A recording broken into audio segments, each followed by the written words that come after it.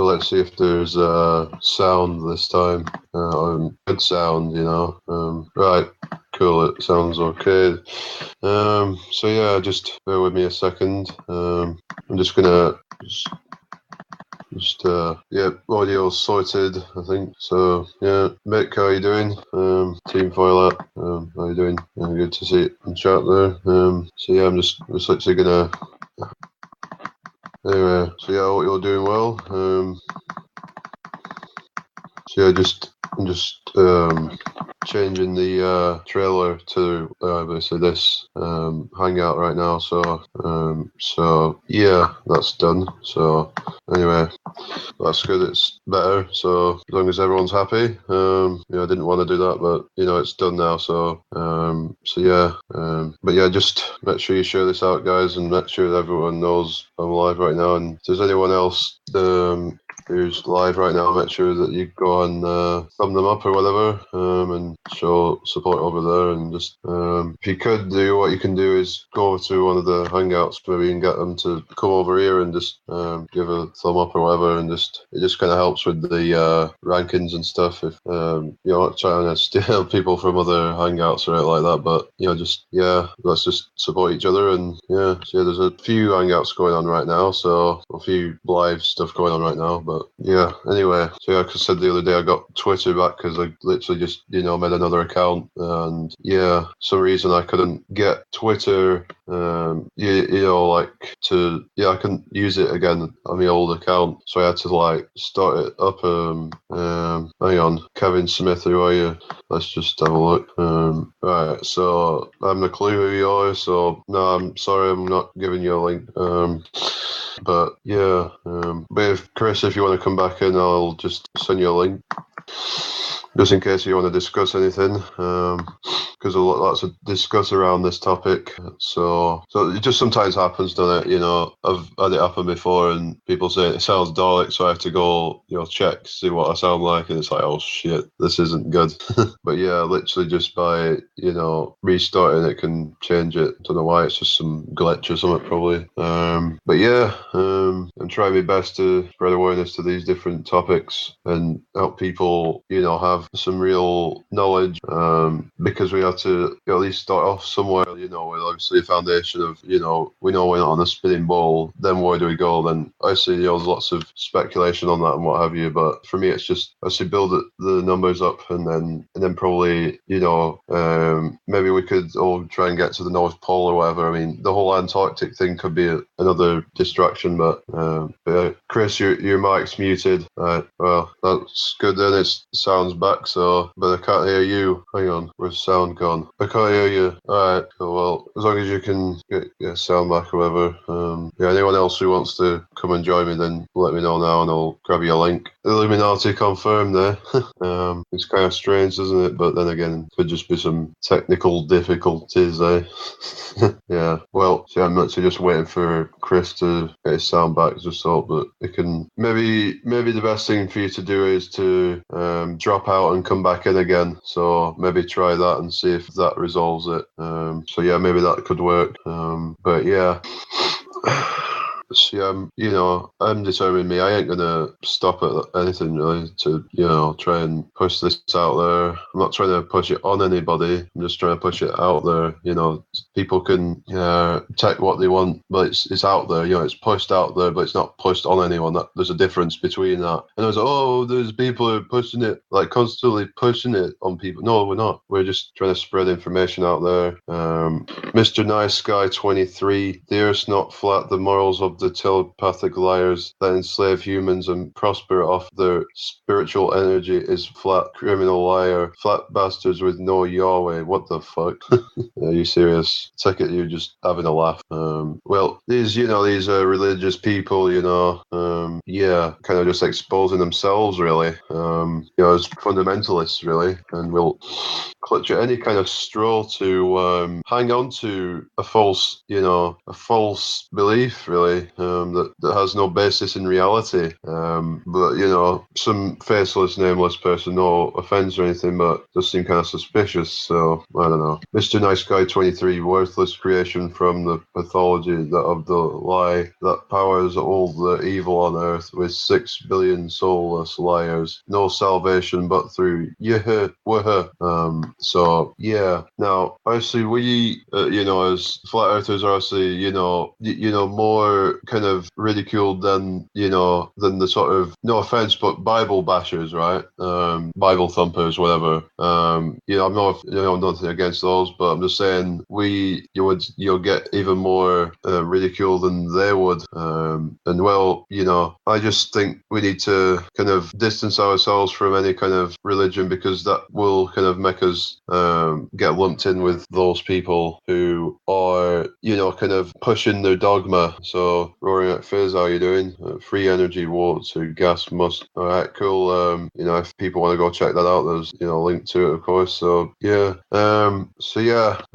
Shout out to Joseph Green. He's just kind of been, obviously lately, he's been kind of gaining some momentum. He's kind of been trying to get active and just try and spread this message out as much as he can, really, and just put this 24/7 thing, the 24/7 thing that people started doing, and he does his own streams in the mornings usually. So they'll probably he actually let me put my link in his channel, and kind of, so I think if you go over and because he's hoping to try and achieve 1,000 subscribers soon, because he wants to try and make it so he can do this thing as a, I'm not sure if I really agree with the whole monetization thing, but I think if people find another way to where they can make a living just by spreading the truth, then cool.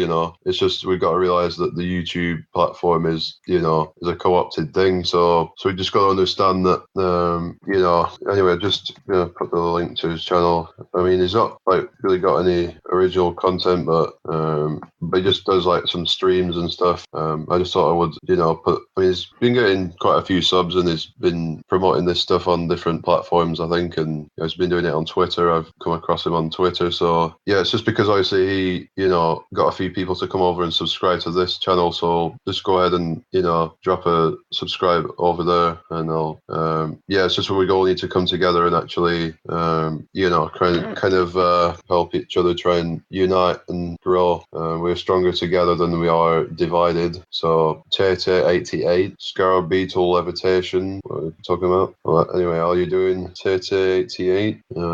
So yeah, if there's any so I'm just thinking about this whole thing, people saying flat earth community, right? It could be considered to be it could be considered as kind of separation sort of thing. It could be considered as kind of sectioning yourself off from the rest of society, because we're a flat earth community. We're all united. You're either with us or you're against us, and all that bullshit. And I think we all need to come together, whether we believe in flat earth or not. I think it's just all this fragments and all this division bullshit. It's just it really is pathetic, and people need to realize that. We need to kind of as flat earthers, or Hello. How are you doing? I'm back. Yeah. Okay. Techno. Pardon? Techno fear. What is that? A fear of techno music? No. You said techno fear. Techno. Yeah, as in TECHNO _ fear. So you're scared of techno music? No. So you have a fear of techno music? I didn't say music. You have a fear of techno noise? Especially on your previous hangout. Well, yeah, all the different sound effects, like the Daleks and stuff, really kind of add something to the techno stuff. Maybe Antonio Subirats could take a bit of inspiration from that. Daytime, nighttime. I'm not getting to this. Hey, guess who I chatted to today? Go on. All right, this afternoon. All right, it was Queen. No, I wouldn't waste my time with that old bag. Old reptilian. Yeah. It's just a shame. We didn't do what the French did. It's a shame that we didn't do what the French did. We lob all the heads off time. I'd have been up for that. I'm up for it now, to be honest. So there you go. But yeah, I went into Earth Discovery 2, and there was nobody on them. They were all in chat, and the paper explanator was in there. So I went in, and who else was in there? A guy called Curve Water, and I said, he said to me, "How does it feel to have someone like Pete on your team?" And I said, "I don't know." And he said, "Oh, hello, Paper." And I said, "Oh, hi, you know."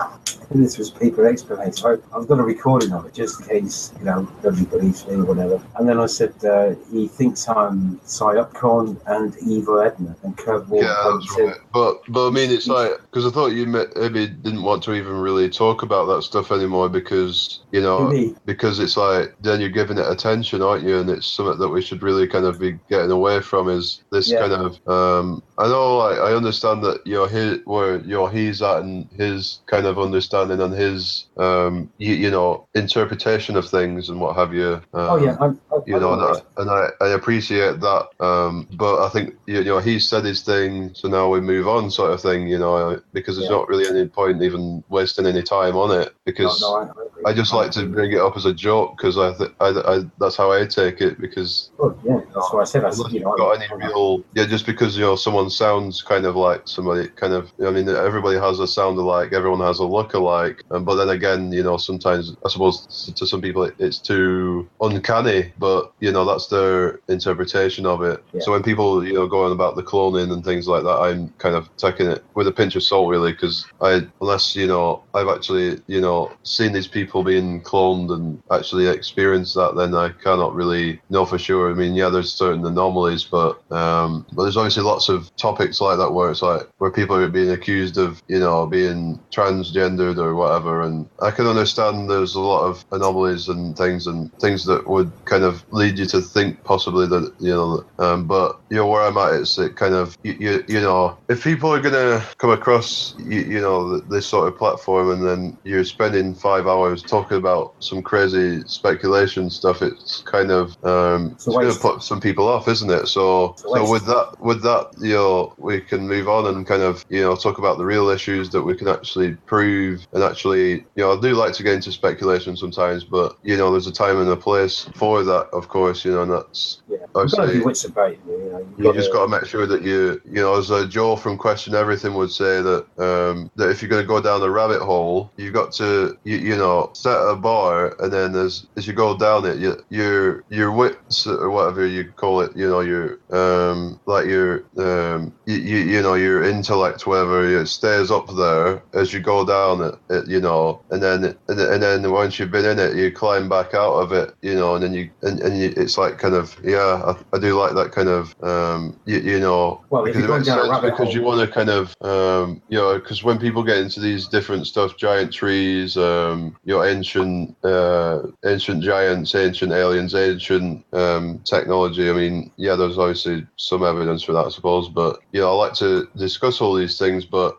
when it's obviously really speculative, then kind of entertain it for a little bit and then move on, sort of thing. And so basically, is there anything that you've come across lately that's interesting and that you might want to talk about? I had I was looking at this. One of the big factors they say about the dome or what have you, and that you can't have a positive pressure system against a decreasing pressure system. And some of the technology I've been involved in, like sort of rudimentary sort of stuff regarding kiln, where you find the tiles through, and the kiln temperature is about 1,070 degrees C, and it's roughly about 20 meters along the firing zone, and the whole kiln itself is about 19 to 99 meters long by 2.5 meters wide by about half a meter tall. So if you turned everything off, you could look straight through it, and it's just a hole basically 90 meters long by 2 meters wide.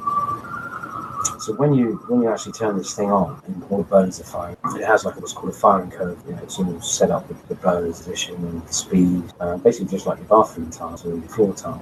And so when you actually get this thing up and running, it's at temperature, you look through it, you just see one massive big red haze. Now, to get the actual specific firing zone with the ramp up peak and a ramp down, you have something which is called an exhaust and an air pressurizing system. So basically, at both ends, and you could actually move the firing sort of like left and right, or the peak. You can do that by using the control of these large fans and the raw speed control, depending on the pressure. Basically, you've got a wide open hole, 90 meters long, and you can contain an environment by just the two pressures of these fans. Put that on a bigger scale, and we know we have a positive pressure system, towards the ground, and as we go up, it's lower. But then above that, we have this heat in the thermosphere, which is quite wide. So, I was just trying to think, if there wasn't a dome, how would this be able to happen? Well, you have four winds as well circulating the environment. Well, obviously, there's people saying it could be a ceiling, or which may not even be possible, because would it have to be like contained, kind of in every direction sort of thing, and it would, because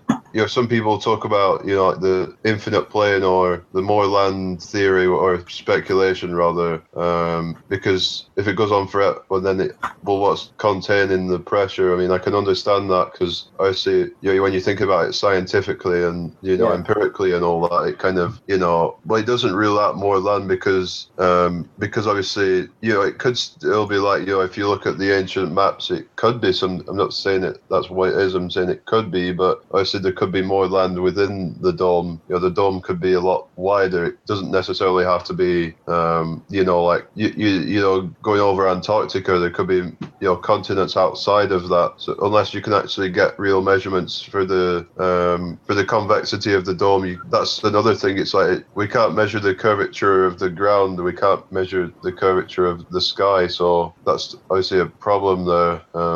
If anyone's assuming that there's a dome that goes over Antarctica, because there's no proof of it. But it would make sense it'd have to be somewhere, unless you think of it as the 4D model, where it kind of loops. Basically, you just keep doing infinitely looping through it. I know that's kind of hard for some people to get their head around, but when I first came across it, one of the first videos I was watching, Darren Nesbitt doing his presentation, and he got out his concept, but like the looping Pac-Man type thing. And I was like, how the hell does that work? You just like, you just pop back out the other side, and I say at that time it did not make any sense to me whatsoever, because I think before that I'd come across obviously the popular flat Earth model, the AE map, but then I came across obviously that video, which was not long after I came across flat Earth, and kind of, it was his 2-hour lecture basically. It was nearly 2 hours. It were him going over a load of different proofs and things, and I kind of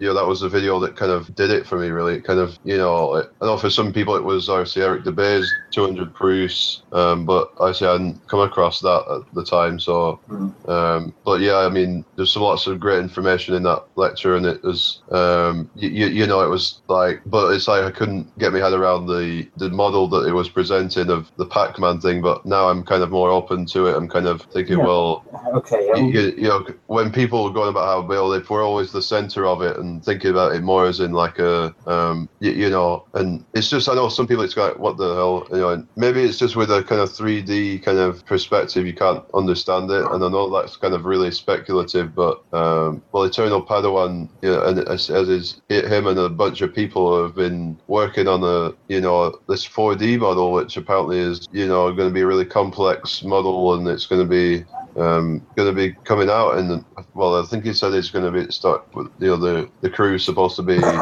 releasing some stuff about it soon. I'm not sure, but because apparently there's been this Facebook group going on, for a while or something, that have been working on it. So, but yeah, I mean, so obviously, you're not like obviously clinging to any model or anything, are you? No, because I can't prove one thing one way or another. So I mean, it's nice to actually. I say it's nice. It's okay to talk about these things, but there's no real proof. People say about extra land. I actually really don't know unless we get there. But then I couldn't really say. People talk about other suns, how they've seen things. You can look at that. The problem is when you're getting into the models and stuff, is it's like these globe believers, they'll find anything to nitpick, even if you've got a pretty good working model. It's like, but what about the equinoxes? What about the lunar eclipse? Well, it's just a model. it's not, we're not, privy to all the information. So this is just, work in progress. But obviously people will attack that. And obviously I just would say, don't even bother. It's not even something you should even be wasting your time on, because how can you get measurements for, something that's almost 25,000 miles wide at least, depending on whether you think it goes on or, even if it does terminate, it's going to be, nearly 25,000 miles across. So it's really hard to, obviously the land masses, going to be hard to get precise measurements of, because the technology and what have you will only allow for, to within certain obviously you cannot obviously get a full measurement of it all and all the different land masses within it. It's not possible. So I think with maps, obviously they seem pretty accurate. People can navigate with them and stuff. People seem to be able to navigate pretty well with the the standard map. So I mean, so you would think, well, maybe it's not that far out, because I noticed on obviously the AE map starts getting weird in the south, which to me is kind of there's not really an explanation for with how wide things are getting, and but maybe obviously maybe it's true. I don't know, but yeah, the that Malaysian air flight, is it MH370 or something? They still haven't found it now, have they? I mean, let's face it. If satellites were up, they'd have known exactly where it gone. It's unless they do know what's actually happened to it, and they're not saying. So you've got to. You've got a few options there. We know the plane's gone. Well, they said the plane's gone down, disappeared. We don't know what's happened to it. There's been no wreckage, so it's either completely been obliterated somehow, and they can't find anything, or they do know what's happened. They found it, but they're not telling us the rest. Yeah, because some people might speculate there might be some channel out of here or something, and maybe that's what's happened. Because again, that's right, because it's like there's obviously areas where they're so far south, and it's like no one ever really goes there, and if they do, who knows what whether they because apparently people go off radar and things, and it's like, well, where do they actually go then? Is it because it's like in the southern hemisphere, the flights, don't they? They don't tend to show up. So I suppose it could be kind of evidence that maybe the distances across might not be quite what they're telling us, because then we'd have live tracking all the way across, because apparently these flights from say Madagascar or South Africa or wherever across the Indian Ocean to Australia, say, right? The flight tracking for an hour, and then it goes off, and then it goes off for a while, and then just before landing it comes back on again. So it's like, why can't they show it all? It's only showing it over it seems like it's only showing it over land or something. I don't know. Right. So let's take. I'd have to have a look at what the actual map of these things are, and everyone else should do that as well. Everyone else should have a look at that.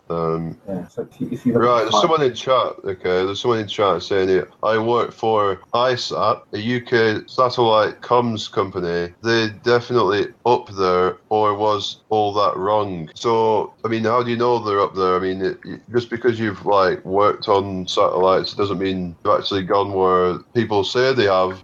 And even if they did go up there, they might have sent a few up. They could still be orbiting around the flat plane. I don't rule out that possibility. And I think when people say they're fake, I don't think that's really a good idea necessarily. But if you find anomalies with them, then maybe, but there's not really any real photographs of satellites. They look like some tin can up there, and it looks ridiculous to me. It's, I just see it as a joke, really. And yeah, it's just more of a joke than anything. And it's like the same with the moon landings. I cannot see how they're real at all, to be honest. I just the moon landings, I cannot. I mean, I've thought about it, what Ali was saying and all that about the moon landings and how it could be possible on a flat Earth, but Let's get Barry in if he wants to link. Get him in and let him talk about it. Well, I'm just sending one to. He's after a link, so I'm just saying, with the moon landings, to me, it's like, well, prove it. Prove they actually went. If you're claiming they did, then then I'm of the mindset where if you can't provide actual proof they went there, then you don't have a point. There's more moon landings than there are actual evidence that they did go. because somehow they're landing on some moving object that's going around the Earth at what, like, how fast would it have to be going? Like hundreds of miles an hour or whatever, or 1,000 miles an hour. So you'd have to kind of literally be. How would you land on it? Because it'd be like constantly moving. It would. You would like literally have to time it perfectly. Kind of like if you was. So I've said this before. If you like your. If you was jumping out the sky to try and land in a ship, but the ship is moving at a speed, and you've got to take that into account. And I don't think it's possible. I mean. Well, don't forget, once they get closer to them, so if you have a flying object and you fly up towards and do an orbit around it, then you're actually in the gravity, aren't you? So then you would have to start bringing that into it, because you would not be able to stick to it. Because you're not you wouldn't be in an enclosed environment, so it would have to have its own gravity to be able to keep you to it. So, and he didn't seem to kind of answer that question for some reason. I don't know why. I mean, I'm not going to accuse him of anything. I'm just, I do, entertain these ideas. But if someone's going to, say these, I mean, maybe it's possible, but it's bringing back certain things that we do not agree with. And anyway, how you doing, Dee? How's it going, Budge? Okay. Yeah, I'm doing all right. What are you up to at the moment then? Yeah, I'm out at Jennycliff. Oh, so you're doing some more? Well, yeah, I thought I'd see if I can get a boat going over, and that's what I'm showing you now. There's a boat that seems to be heading that way. I just hope it stays in view long enough. It'd be cool if you could get a boat going past Eddystone Lighthouse. That'd be cool. Yeah, I can't even see Eddystone from here at the moment. What is it? It's a bit hazy. Yeah, because you can see at the bottom it kind of looks a bit whitish. So, but obviously the problem is that with the altitude and all that, it's kind of obviously you got to get so high up to where you can see it. But then when you get up to that height, they'll be like, oh well, if you take into account the height, it's like there's no way of winning, is there? So it's not like we're trying to win anything, but you get what I'm saying. Yeah, no, I get it, man. I've zoomed in. That's full digital zoom. That one. That's right in on it. And from my point of view, it's on the horizon pretty much. So what's this? I couldn't tell you what boat it was. It might even be a ferry, to be fair. Oh, right. So what's your observer height then? Do you reckon? Right, I might drop off now, but give me a second, and I should be able to tell you because I've got an app that tells me. Cool. Right, just let it settle. about 90.2 meters apparently. But 90 meters, so that's pretty high. Oh, it's the place where you were at before, weren't you? When you yeah, I'm up on the cliff this time. When you filmed it the first time before you went down to the shore, and it's on a slight hill, similar height anyway. But I mean, 90 meters. So if it's 90 meters altitude, then let's just go on the Earth curve calculator and see what that sort of comes up as. Because I definitely don't think it will hide any of the tower for sure. Oh no, it normally I can see all the tower from this height. Yeah, so that'll be about to 90 meters. That'll be about 300 feet, won't it? So actually, I can just do it in metric, can't I? Hang on, 90 meters. So kilometers. That's what you say, about 21k, something like that. Yeah, 21k roughly from where I am. Anyway, it's maybe half a k further away. But yeah, because obviously you're slightly higher up, and obviously you have to go a bit further away to get up to that height. So the distance to the horizon is nearly 34k actually. So yeah, it definitely wouldn't hide any of the tower even on a bowl. So I'm just thinking about this whole swell thing, of how yes. would that even like sort of shorten the horizon distance on a bowl? That's what I'm thinking it would about. At sea level, but not when you get higher up, because once you're above the swell, then it's back to business as normal. But it's just ridding yourself. So I get what you're saying, because obviously, but wouldn't it be like the foreground swells, blocking out the distant things, like kind of, I'm not sure if that, obviously, then maybe that's not the case.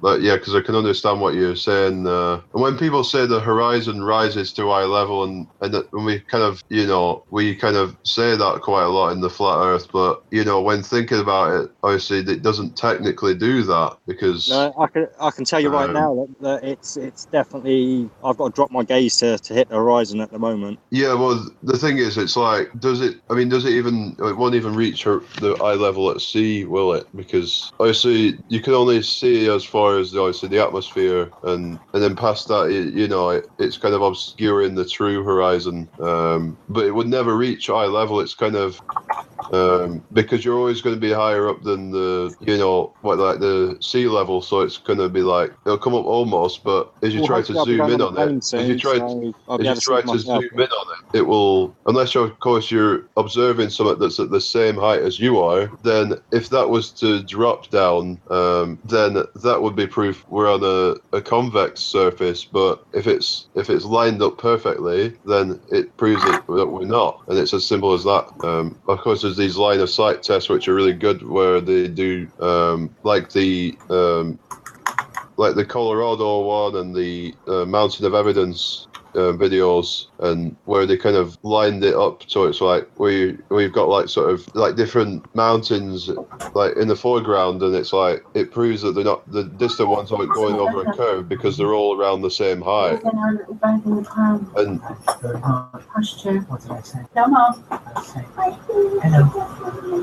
And and apparently, right,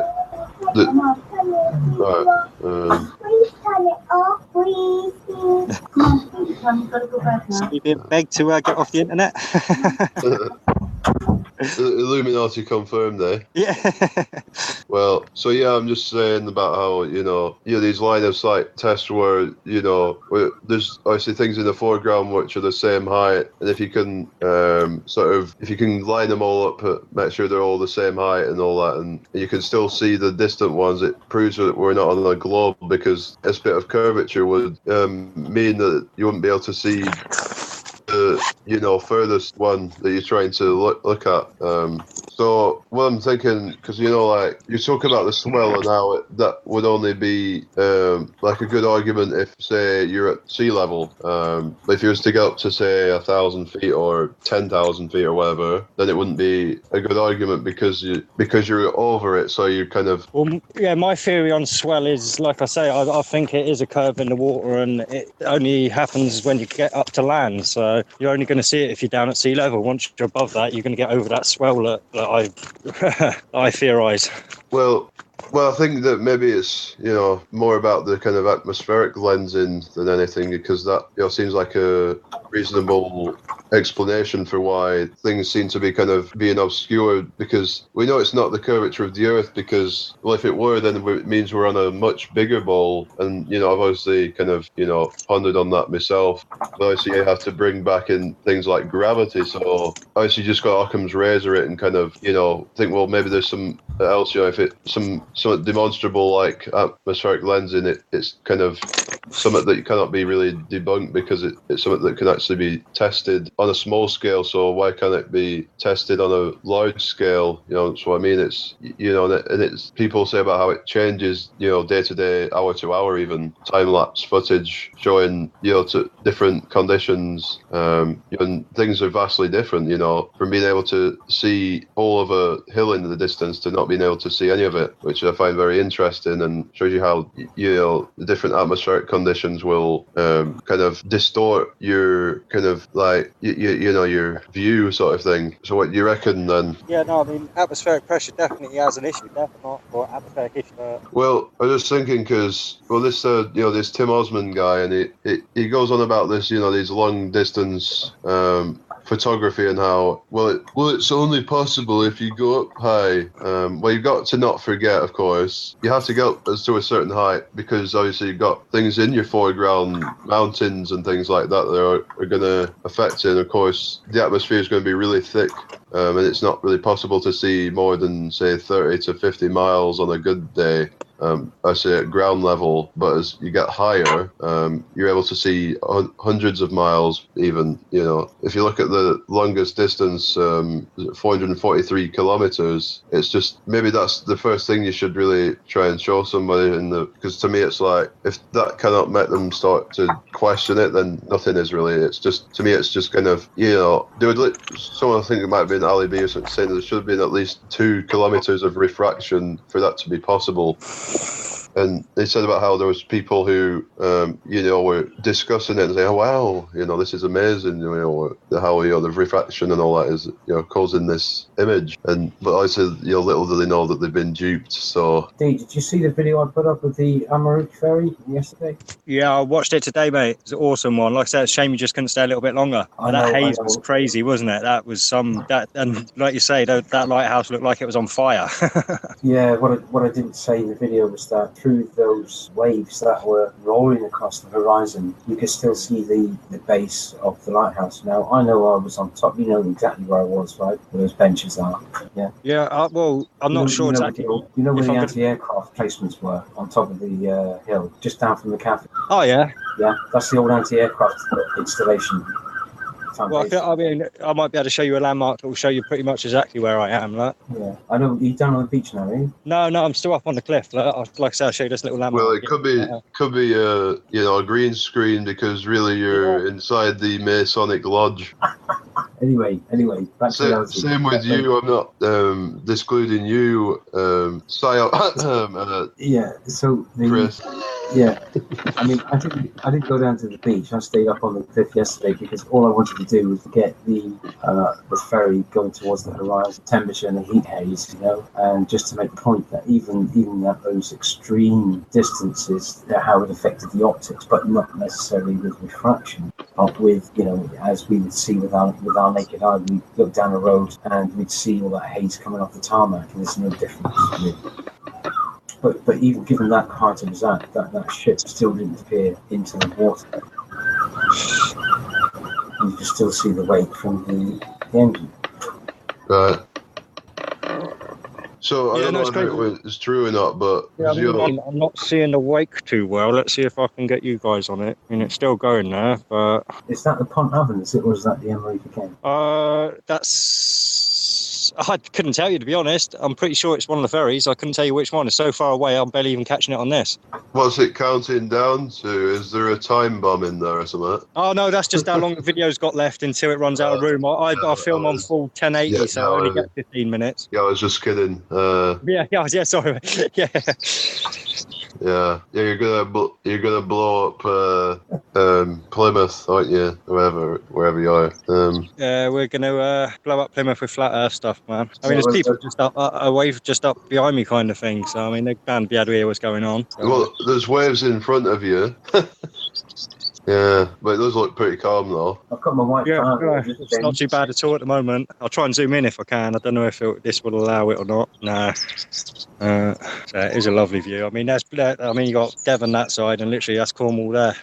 Yeah. What do you think about the left to right, curvature thing? Do you think that you would see it or not at the height? Do you think that that it would always look flat up to a certain height, or do you think that the curvature would become noticeable at a certain height?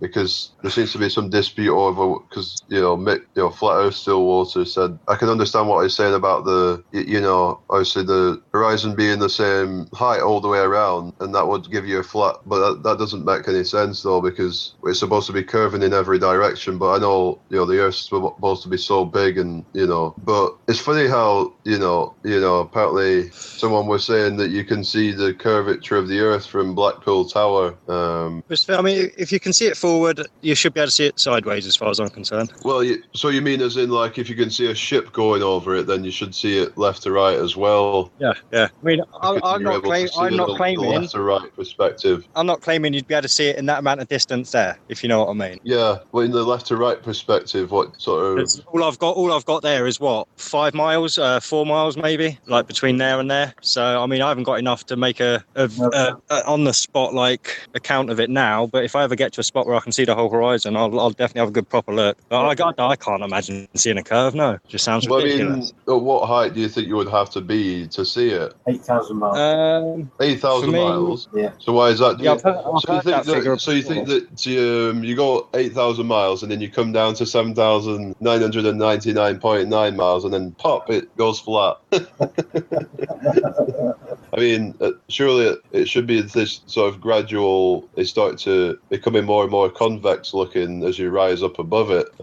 You can imagine it by, say, for instance, you get your head down on like a table, for instance. The edge seems to curve, doesn't it? Right, but not so much as if you say rise up. It looks more drastic. You got to realise that because of your perspective on it. So it seems to flatten as you get closer down to the surface of it. And that if you go to round table or whatever, where it's kind of no pun intended, round table, eh? Well, I know you don't believe in a round table, do you? Well, I do, because it's good to have meetings with round tables. It says round, not circle. Yeah, well, you don't believe in a circular model, but that's obviously a different topic. So, but I was saying, obviously the curve. Where I'm at is that some height it should be starting to. Because when you look on Google Earth, I know that you'd be like, well, that's just some bullshit. But well, they're claiming this is what you would see. So, you wouldn't see lines on the globe now. What I said, 8,000 miles. You have to send the come to the Earth to 25,000. You would have to go at least 8,000 miles up to see the extremities of. Well, you would see the extra. I mean, but as in actually see a curve whatsoever, as in like see. No, because say like 1 degree of curve or whatever, 5 degrees of curve. You would start seeing this at a certain height. You would. Well, no, because you'd have to look at the land. So if you took off, say, mid-Atlantic and you went 8,000 miles up, you could see, if there were no clouds, you could see America, and you might not necessarily see the west coast, because it would have technically gone over the horizon around the ball. But all you're seeing is a round disc. Now, the further away you go, all you would see is a disc getting smaller and smaller and smaller, irrespective of where you went. Now, to get the true aspect ball, you would have to reference what's on it and then move around it and see it come back into view. So when people see it, well, like when people say take shots of it with a camera, the horizon from high up, say like in a plane, for instance, or then what you should be able to do is put a straight edge up, say like with any kind of straight edge, and see some kind of hump in the middle of it. Why a hump? Because why would the hump? Well, it's supposed to be falling away in every direction. I don't understand what you mean by a hump. Well, everywhere's downhill on a bowl, so you're looking downhill, but then, from that central point of the horizon, it should be going downhill. You get what I'm saying? Yeah, but the only way you'd be able to reference going downhill is technically you would see the land disappear into the horizon. Again, if you were down lower, you wouldn't be able to tell that land going over the horizon is your perspective. The horizon stop at the tangent you're looking straight across. You wouldn't see it down to you, just straight across. The light coming into your eyes travels in straight line, so you're going to see looking straight out. Same as the camera, same as you zoom in with P900, go to the horizon, and I can see that last wave can't go beyond it. I can't focus in on it, it won't go any further. It's not as if I can bend the camera over the horizon to look at it. So again, if you look at these false images they've got for Himawari, that's supposed to be 1 million miles, you're looking at the Earth, and with the CGI they're showing, it, to all intents and purposes, it looks like a disc, and they try and give the perspective. Now, we know in our head what America looks like, so when they show the Earth turning, you see the land coming around, but then you automatically say, oh yeah, that's the globe. Well, Rory McPhizz is saying, does a ball have a flat disc on top? FFS. Well, no, because you're looking at the extremity. To look at, if you were at the North Pole and you went straight up, the only way you would tell if ball was the way the Earth would fall away, the land would fall away. So to give you that perspective, if it was completely white, you'd have nothing to reference, absolutely nothing to reference, only the perspective of the land you're looking at that's actually rounding away. That's the ball. Now, when they take these high shots at 100,000 feet, whatever it is, all you can see is just flat. But that's the best idea to do is to obviously scale it down. So what you say, like get on top of a huge ball, and see how like if you got off it, I reckon you'd start to see more and more curve as you would gradually get more and more curve. But like I said, I said in one of my first videos that you wouldn't see a curve left to right anyway. But I'm not too sure about that. It's just and I kind of had problems with that for a while, but it kind of I took a made me think, well, maybe I don't know. I did a video shoot from a place in Shalborough, and even though I was probably about 56 was up, it wasn't the fact that I needed to be at sea level. I wanted to get a high perspective, and I shot a panoramic view all the way around. I don't know if that ball belongs to the top. It's just dropped it there. I won't find it. I'm sort of like 20 to 30 miles, and you've got a 360 degree view all the way around. You don't see the curvature left to right. Well, but you're saying that you should see a hump. At what point do you see a hump? hump in the middle. So that if you walk 10 miles to the left, would that hump move with you? Well, my point is, you will never see a lump or a bump. It'll be like trying to look at the moon. You're going to see that flat disc we see because our eyes aren't far enough apart to pick up on the 3D that we get from close-up objects. Yeah, I get what you're saying with that, but as in, like, you can make out it's some kind of round object, whether it's a 3D or a 2D object or whatever. We obviously don't quite know for sure, but as into, see the sphericality of the Earth, I reckon, if say you had like, a ship sailing across and it was, the horizon and it was going from left to right and you was looking at how can it be, going over no curve, if we're on a bowl, you should see it going up and then down, it should be, because that point in your central should be the sort of, because that's the central point of focus. So everywhere else is supposed to be falling away from that point. Well, I think the simple fact that we're arguing over whether you'd see it or not is proof in itself that it doesn't exist. Because it's all abstraction, stuff we've never experienced for ourselves. But guess what? I was in the helicopter the other day. Oh, weird. Yeah, because I was at my dad's wedding, so nice. It was a little bit of a surprise and that high, so, but where we were, it was near York, so it was pretty flat around there. I mean, I don't know what the distance you could see, what the furthest thing you could see. Obviously, it would have been a good time to get a camera up there, wouldn't it? But even your phone camera's pretty good, mate. You'd be surprised how much you can zoom in on some of them. Well, I don't have a decent phone at the moment, so I just can't be bothered just buying something I'm not going to use unless I did, sort of use it for zooming in on distant objects, because obviously our eyes do have limitations. Oh yeah, and you can get adapters for your phone as well, so you can stick it on and you can get loads of zoom from these things. It's a shame that we can't sort of naturally zoom in on things like with our eyes naturally, just kind of, do what a camera does naturally. Do you reckon there'll ever be a way to do that? Once we go to cyborg route, certainly. Well, we do our eyes focus, don't they? They're just very slightly. If you're reading a book and you turn and look at the screen, your eyes do. Mine don't anymore. My eyes are shot, but it's just due to my age. Because my lens has been focusing for 50 odd years. So. But unless you had, I guess, artificial eyes with capable of doing that, I wouldn't think it's a million years. Bionic eyes. Yeah, why not?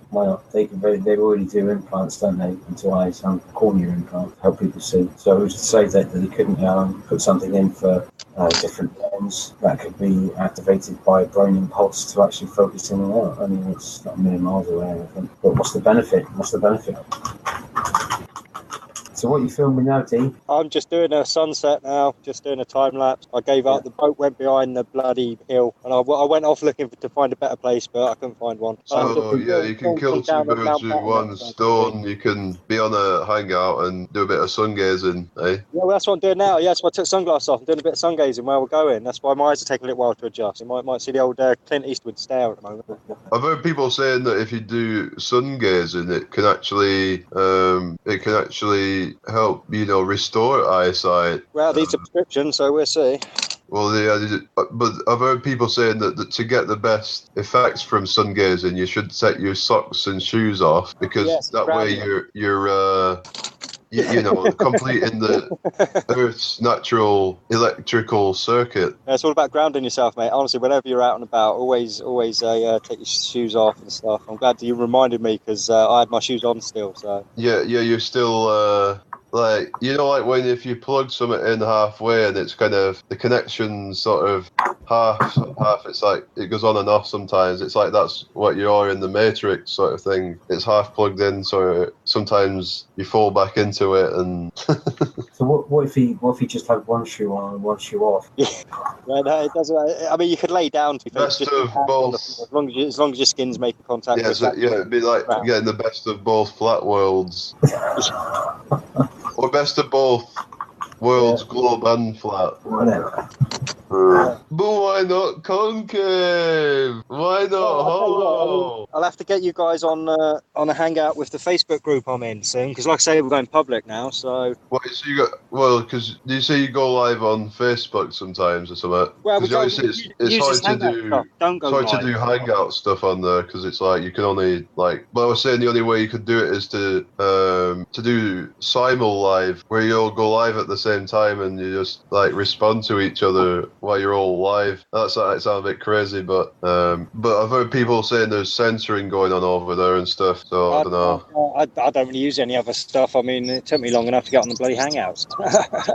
But I was just saying, if you wanted to do, say, a hangout. Yeah, no, Facebook, that would be cool, like I say. But no, I mean, like I say, we use the hangouts anyway, so yeah. I'll have to like just pop you a link one night when we're doing it or something. And, so how would you do it over there then? What would you how would you set up your platform over there then? Well, the guy series who does all the simulations and stuff, it just screen share. You could just show your stuff, like I say, and you can talk about it, all that kind of stuff. I mean, as in you can't do like, because now on Hangouts you can have several people. Yeah, no, that's what I mean. We'd do a hangout. We'd do an actual hangout. How would you do a hangout over there, though? That's what I'm saying. Well, we wouldn't do it on Facebook. Like I'd say, we'd just bring the Facebook group over onto the hangout. Oh, I see. Well, I thought you meant as in you'd do some kind of hangout over on there, like. Oh no! We use the Hangout platform, the Google Hangout platform. But this is about the best thing to kind of do hangouts on, really, isn't it? There's people that go on Skype and stuff, but this is like a public thing where you can just reach quite a few people. Well, exactly, it's the thing now. He wants to get it out there. So, like I say, the more people, the merrier. Like I say, so maybe one night get him on your show. Maybe I'll ask him if he wants to get on your show, and he can do some screen sharing and get you some questions answered and stuff. Yeah. Yeah, I look forward to that. I mean, he's Dutch, so obviously there's a slight language barrier, but he's really good with his English and everything. It's just obviously you got to take. What you mean the language firmament? Yeah, yeah, language dome. Language snow globe. Yeah, but I think when people say a dome, it's like I always assume they're on about some kind of like hemisphere sort of thing, like sat on top of the earth, but it's like, oh, this thing proves the dome, but I don't kind of rule out anything, and I just kind of say, well, if you can prove it, then bring it, but until then I'll just take it with a pinch of salt, and I just keep on with what I'm doing, and promoting what I promote, and plenty of other stuff that comes out of flat earth anyway. Yeah, it's obviously an all-encompassing thing, well, the biggest thing for me still because it brings you to the magnetic north, doesn't it? All encompassing. Yeah. You get your ass to the North Pole now, or you're just a slice yourself and you're just a dead necrophiliac. Follow me. You're just a dead necrophiliac. You're just. I mean, don't get me wrong. He's right in what he says. You are basically. I mean, in his way of thinking. It's just he's being kind of very a douche.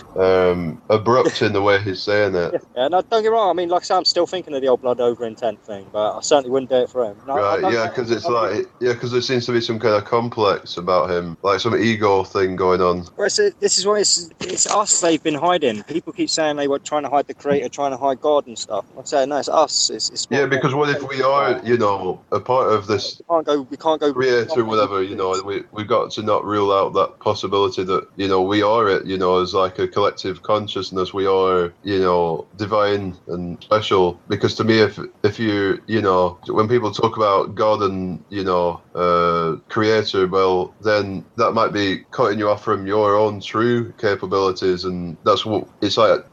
People might be like, hey, you don't accept God and all that. Well, I'm not saying I don't accept creation. Obviously everything's created by something or someone. Exactly. So how we're created, that's up for that's up for debate, because we don't have any real obviously, as far as we can tell, it's just our parents created us, someone created them, but then it's like, well, then someone must have started it. That's what a lot of people think. Well, there must have been something that kick-started it all, and but it kind of, there's just too many unanswered questions with it, really, when people get into these types of debates. Yeah, you can take the building blocks of life, right? All the chemicals that contained within man, if you like, you can mix them up in a pool, leave it in the sun or put false UV light on it, or do whatever you want. And, not a large pool, let's say, maybe just a test to see what happens with this water. And you can create basic strands of something. And you could leave it there for 10 years, 15, and you won't get any complex cell structure from it, even with all the mix of what they think is contained within us, genetically or chemically, and mix it in a pool, and nothing comes out of it. No structured cell or anything. So yeah, it's all about the sort of organic matter. That where it's kind of it's not a synthetic thing where we're special in that way, where it's just kind of evidence in itself that we're not from some random explosion. All they get from water is goop, and that's it. It was crazy. I was probably looking for a while ago confirmation bias for being an atheist. So Sorry, say that again. I was just saying a while ago I was looking for confirmation and bias for being an atheist, and but still though, I don't like to label myself. It's like, well, it's like, because then it's like people have like preconceptions of what you believe in and what you don't believe in and what have you. Yeah, it's why I said to somebody, I said, since I came to this, I don't have, I wouldn't say I have faith. I think faith is a gift, but in whatever's created this or whatever, or had a hand in it. But I tend to have hope, whereas before I don't think I had any. I just thought that was it, with life full, and when you're out, you're just out and gone, and that's it forever. But well, the thing is, obviously, before Flat Earth and stuff, I was kind of getting into the whole kind of thoughts about, well, maybe maybe the universe, because obviously, universe, multiverse, whatever, infinite universe, infinite universes within, and multiverse that just goes on forever, and we're like a spiritual being that's entered this realm, and when we die we go to some other universe or whatever. But thinking about that, really, it's kind of, well, the universe would the universe would still be random, but were it not random, that would kind of be that would make sense. That would throw out the Big Bang, because but it's still clung on to it, because what, the Big Bang? Yeah, but it was just kind of, well, then when you really think about it, it's just matter from nothing. But I understood that. I was thinking, well, that the Big Bang couldn't have created consciousness. It couldn't have just accidentally happened. Yeah, and again, it's this thing about the multiverse.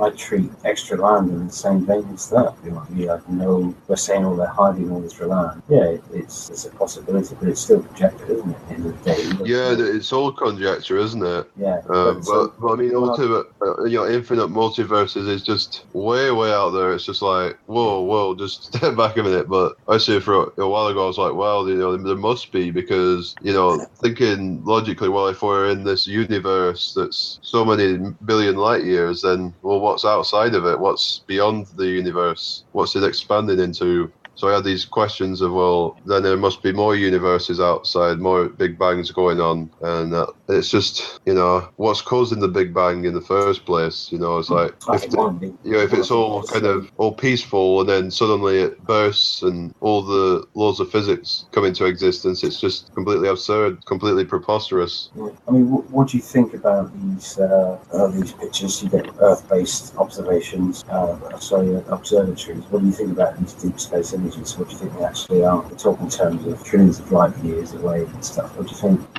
So I can see mic level's a bit low there for me, Chris. Oh, sorry. About all the observatories on the planet and radio telescopes, and they say that these stars and these gas clusters, nebula, are trillions and trillions of light years away, and they've looked at cosmic background radiation, and they've mapped the sort of entire universe as to say where we are. And I just think, what do you think of those pictures that show it? So you're talking like the W map and the Kobe algae and the Second. plankton stuff, yeah? Well, we've all seen the pictures of the horse nebula, haven't we? You know, the big. They talk individual nebulas and stuff. Yeah, I mean, what do you make of that? I mean, Nebulas I'm not too sure on, but I mean, when they talk about other galaxies and stuff, this is where Santos Bacchini comes into his element, and he likes to picture these other galaxies as separate universes in their own right. So our galaxy is our universe. We all live in our each individual toroidal bubbles and stuff. So I mean, that's a good enough explanation for now, anyway. With under speculation, of course. Yeah, of course. Right now we are limited to information and things, so we kind of have to speculate in some ways because we just barely kind of know that it is flat, and it's a plane. So what else is going on? We really don't know. No, that's right. That's why I asked. We kind of have to philosophize to we have to ask questions about Oh yeah, mate. You know me. I love kind of find answers in a way. We have to be inquisitive. We have to ponder and ask questions to get answers. Otherwise, we'd just be cave dwellers, and that's all we'd be doing for the rest of eternity. We'd just be doing nothing. We wouldn't be adventuring and actually trying to get to learning about the true nature of our reality. Okay, so let me go back to the question again, right? We are relying on information that's given to us through all these observatories and radio telescopes. I ain't going to let you. They look at from ground-based stations, right? They're looking through these observatories, they're finding these images, they're saying this light cluster, or this star, or this nebula is so many millions of light years away. These galaxies here are so many light years away, and the universe is expanding. So I'd never really questioned it. But when I came to Flat Earth and I started looking at the possibilities of the environment that we lived in, I started to question what they're actually doing in regards to these observatories and what's out. So who's to say, if there is a dome of firmament, we've already seen the pictures what the stars are like. Who's to say that there's pictures that they're getting and what they think is the universe is actually pictures at a microscopic level of what the actual firmament. It's a real, it's no universe. We're looking at it microscopic, and they've got it all wrong. When you say water's above has water below, how would they look through the water and get such clear images from radio telescopes that are looking deep into space? Technically, they could be just looking within a few millimeters or inches or whatever. If you look down a microscope at certain structures or anything at a microscope, then, the further you go down, the more it can't be a perfect vacuum, can it? No, listen. They always say it's a vacuum. Well, not what they claim is a vacuum. They don't say it's a perfect vacuum. They'll say that. Talking about vacuum, but yeah, if you're talking about things that are light years away, then even the slightest bit of atmosphere or whatever on the way there is going to block it out. It just is, isn't it? Or going to distort it in some way. Which is why they use the radio telescopes to actually get, and then they're actually converted into the pictures to actually give us a visual aid as to what's there. I understand that, but the point I'm making is that even when you go microscopically down to anything, wood, metal, the further you go down, the more it looks like the extreme. Down to the microscopic curve. Yeah, it looks. Well, this is it, and this is where as above, so below seems to come in with me, and fractals and all this kind of stuff, and why the multi-dimensional kind of thing is very easy to comprehend. And it's like you say, as you look up, you see the stars and the planets, the galaxies, and blah blah blah. But as you look further down, you almost see a similar kind of view, if you know what I mean. If you're talking about atoms and the subatomic, they always show you these little round objects that are kind of moving around in something that looks very much like you see up in space. So who's to say they're not actually looking at what the firmament consists? Yeah, that's a very good point. I mean, you look at the 2D picture of what they give you, and they say, "Oh, yeah, this is 1.5 billion light years across." How can I reference that? How can I measure that against anything? I can't tell them. And even the redshift issue, whether it's going away or coming, they're in conflict about that. Yeah, that's been debunked, or people have been arguing for years. Apparently the only thing coming towards us is Andromeda, isn't it? And so everything else is moving away. So what we were saying, right? If these things are trillions of miles miles away, even the slightest bit of matter going on in the sky, over such a distance, it's going to be so opaque, you're not going to see through it. Well, I've just got a problem, to be honest with you. Again, I can't sort of comprehend how they're getting these pictures from deep space from ground-based systems Well, we're supposed to be...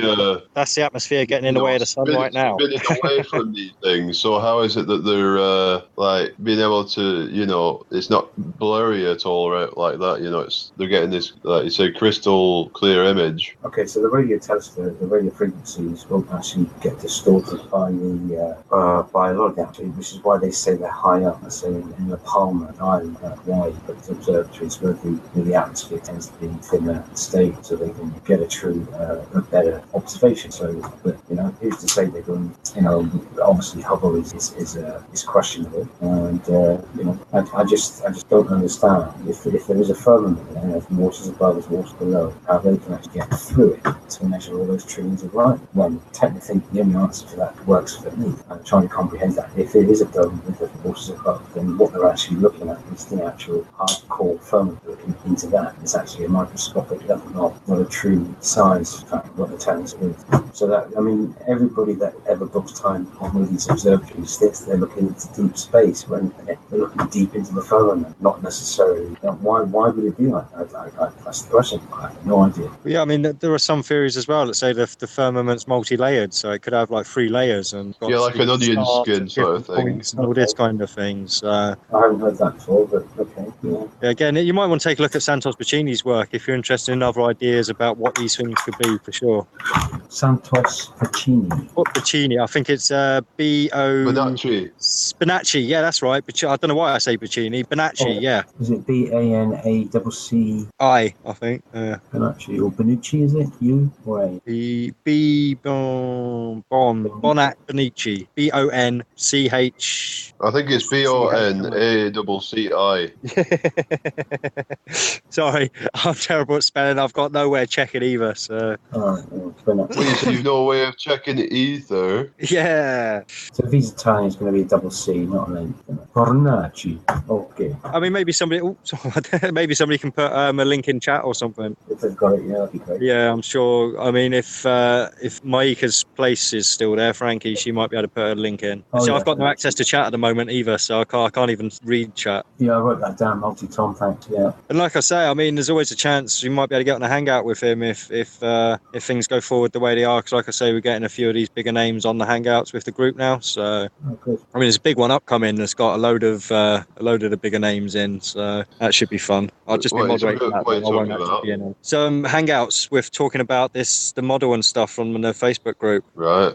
We've got a lot of the bigger name flat Earth channels interested in stuff, because obviously we've been trying to prepare to get this information out for a while now. You're saying that. So you say it's pretty complex or some of this model that you've been working on? Well, like I said, I've not been working on the model itself. I've been doing the read-ins and stuff like that. There's actually just one guy working on the actual model and the simulations and stuff, and that's what's been taking so long. And there's an awful lot of information to download. Well, it seems kind of crazy because you think, well, it's just a model, so you should just be able to Yeah, well, put it this way: when Mark Sargent saw it, he was blown away. Never seen anything like a model like it. Whether he agreed with it or not, he didn't say whether he agreed with it or not, but he did say that's literally one of the most detailed models he's ever seen. So how far off do you reckon it'll be then? Well, it's coming out now. That's what I mean. It's coming out. So it's literally spilling out then? It's spilling over the edge, mate.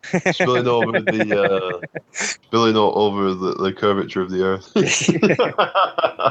Spilling over the celestial dome. Look at that sky day this morning. Gorgeous. Clear as anything. Martin Leakey put up a video about chemtrails there. And I love chemtrails. Got one there that going right across. Yeah, that's definitely no contrail.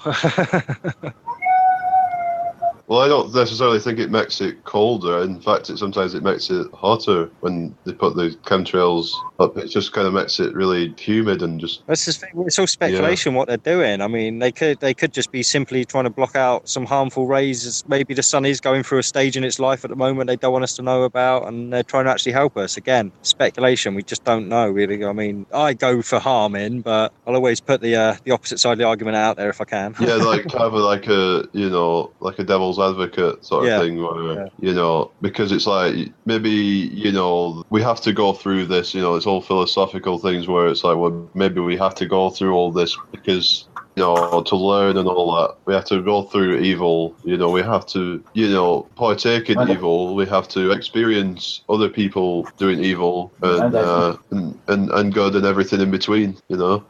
Because there's got to be some greater, meaning to what's going on. They can't just be, doing it. They make a bit of money out of it. Well, I don't know, really. Well, that's kind of possible. There's greedy people, but would the millions of, or whatever, hundreds of thousands of people all conspire together to get some money, which the stuff that they cannot even they cannot even kind of they have so much money that they can't do everything they want to do with it, sort of thing. It's like it's just once you get enough money, the money's not the point anymore. It's about the games you can play with the money and stuff, isn't it? So yeah, but the thing is that you can't, because you say, I want a house, I want this, I want that. Well, you can't have it all at once, is what I'm saying. You can only have so much at once. Yeah, you've only got so much time to use it. Yeah, exactly. So maybe all these experiences. So I was listening to Globebusters the other night, and there was that Devin Maggi on, and it was obviously this whole philosophical stuff about what's going on, like what they're up to, and about these kind of low frequencies and how they they feed off low frequencies, and that's the only way that they can survive or something like that, and how maybe they have to do that because it's like they didn't accept I don't know, it's just kind of it went into some pretty weird stuff, and about how that, because us, most of us will just want to a lot of people want to cram as much in it, to the amount of time they've got, and some people are trying to, sort of not do that. They're trying to, I don't know. I mean, because if you try and cram so much in, it kind of, you're like rushing, and you're kind of, and the thing, obviously, these people are probably, paranoid. I reckon they're probably, I don't know, because they're constantly trying to. But then again, they might not be. What would the point in even doing it? If it made them paranoid all the time, then it'd be so much easier just to tell everyone the truth. If it was so that maybe it's just that that they kind of are in a peaceful situation, and they're just letting everyone else do it all for them. And you're assuming they were all thinking the same as well. That's what I mean. What you mean the same? Like they have a different mindset, obviously, to us. And I mean, they're all going to have their own agendas. So we're getting a mishmash of all these agendas, and obviously some of these things are trickling. So do you believe in a sort of like a Hydra sort? I'm certainly more a Hydra thinker. Yeah. That's about the only thing I agree with. Well, about. I mean, it's like because there was someone trying to, I think it was that Star Gods guy or whatever, and they seemed pretty opinionated, but I know everyone is, but he was going on about how he's trying to downplay the Zionists, but to me that's all another agenda. Let's all blame the Zionists and the Jews and all that. It's like, come on, guys. It's like evil people will, and as Dell would say, evil people will, hide behind any mask, in any group, that it's more of the mindset rather than a particular group of people, I reckon. And different groups will come together to conspire because they can work better together as a team. They'll come together, whereas they'll divide everyone else. And I think that's what the whole goal is for them, is to make sure everyone's sectioned off from each other so that they can have an easier time of controlling everyone. Well, you've got to remember as well as their long-term plan to way ahead of what we're thinking, and as technology increases and it becomes more integrated, the better control they have. And the way to implement these new technologies are one to either make it look as though it's for our benefit, or something seriously has to happen where they need to knuckle down and screw things down for our own security, because will keep us in fear, and then we'll be looking to all the authorities to protect. All this stuff that's going on at the moment with these vans and stuff, vans, it's all over exaggerated. You see police cars everywhere. If it had been somebody just run over on the street, you wouldn't see, somebody got knocked down in Plymouth from the van, would you see tons of police cars there, thinking it's been a terror attack. They use the word terror all the time. And they want to keep us thinking about terror. So they want to evade that. We're living in, in times where there's a terror attack, so they can knuckle us down and implement the next phase, bring in the next phase of technology. And that's, again, I revert back to what Toomey and I were talking about, and it's not too far away. And the way you do it is to just make us all sort of like scared shit. I mean, if we're going to be attacked by terrorists at any given time, the best way to sort that out is to give everybody these sort of IDs where you can walk around freely, because you're being monitored time, and if you would say, well, I've got a problem with that because I'm not a tourist, I'm not causing terror. No, I don't do that, because I can still go about and live my life. And at the same time, they're looking at that. Everyone's doing, and they can control you. It goes on and on and on from it. So all this terror shit, it's all part of their plan, and they're years ahead. So that's it for me. These people are evil. They're out and out evil. They're not like you and I. Whereas if we're in the street and you see somebody falls off a bike or somebody falls over, you see people rushing over to help. Because instantly you see that, and because you're just an average human being, you see somebody in trouble, you don't know that person, you just go trying to help. You see it all the time, because people are not good. And 99% of people, you get the psychopaths, people who are criminals, yeah. But generally, people aren't good. And they're good to other human beings and people they don't, because they feel good about help. Same as Dale, again, sleep eyes. But you've got to remember, these elite people. Right, hang on. Some people in chat are saying, Chris, audio is shite. Hang on a second. Let's have a look. Oh yeah, that. So where he's fiddling with that, you can see that's the chemtrail I showed you a minute ago, and it's already starting to turn into a cloud. Yeah, well, a fake cloud anyway. Not a real. That's what I mean. I'm zooming in on this, but I'm not zooming in. A cirrus cloud, I know there's a cirrus cloud. It's most likely, a persistent contrail. I mean, give me a break, really. They'll linger for hours and hours. Sometimes up to about 20 hours, apparently, they'll linger around for. I mean, give me an absolute break. It's clear there's some, heavy metals going into that. It wouldn't just, that long, and it would, it would dissipate instantly. It was, and then obviously you get these in different, different parts of the world. You get, every part of the world and every season. So clearly it's not the weather conditions that are causing it to linger. That's a load of rubbish. But that's what I mean. We're looking at it now, and you can see. I mean, it's turning into a cloud. That was a trail behind an aeroplane a minute ago. And apparently there was some supposed disclosure about it, that we are doing it, but it's to slow down the global warming. And it's like, well, as Del would say, why aren't they, I don't know who said it. It was something about putting it over Africa, and someone said that, I can't remember who, but someone said they should put it over Africa because they need to get some rain, don't they?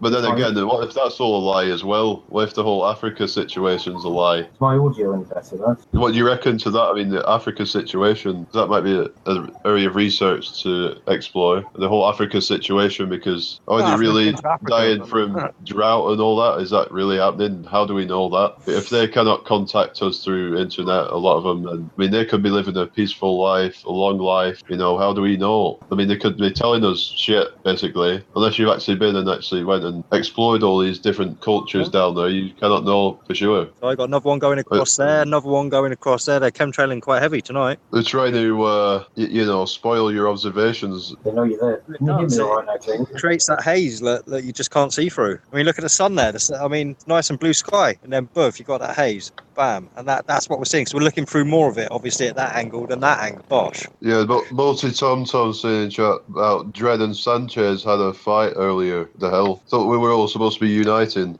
Just ignore the drama, mate. Don't even talk about it. It's not worth it's not even go on to something else. Attention, is it? Yeah. But yeah, I mean, so what do you think the agenda is with the whole chemtrailing? Like I said, I wouldn't like to speculate myself, but there could be a multiple. But yeah, there's multiple. It could be a multitude of things. I haven't looked one. Can you hear me, all right, Jane? Yeah, well, I can hear you a bit quiet, but I can hear you. Yeah, you've been a bit quiet all night, Chris, but it's definitely a little bit better now. You're definitely clearer anyway, whether you're loud or not, I don't know. Yeah, you've been a bit quiet all night, yeah. He's really been quiet. It's quite annoying, really, but still. Oh, it is. Oh, there we go. We got a chemtrail going right across the front. I didn't even notice that. Quite a few of these 24/7. See that one's pretty much turned into a cloud now.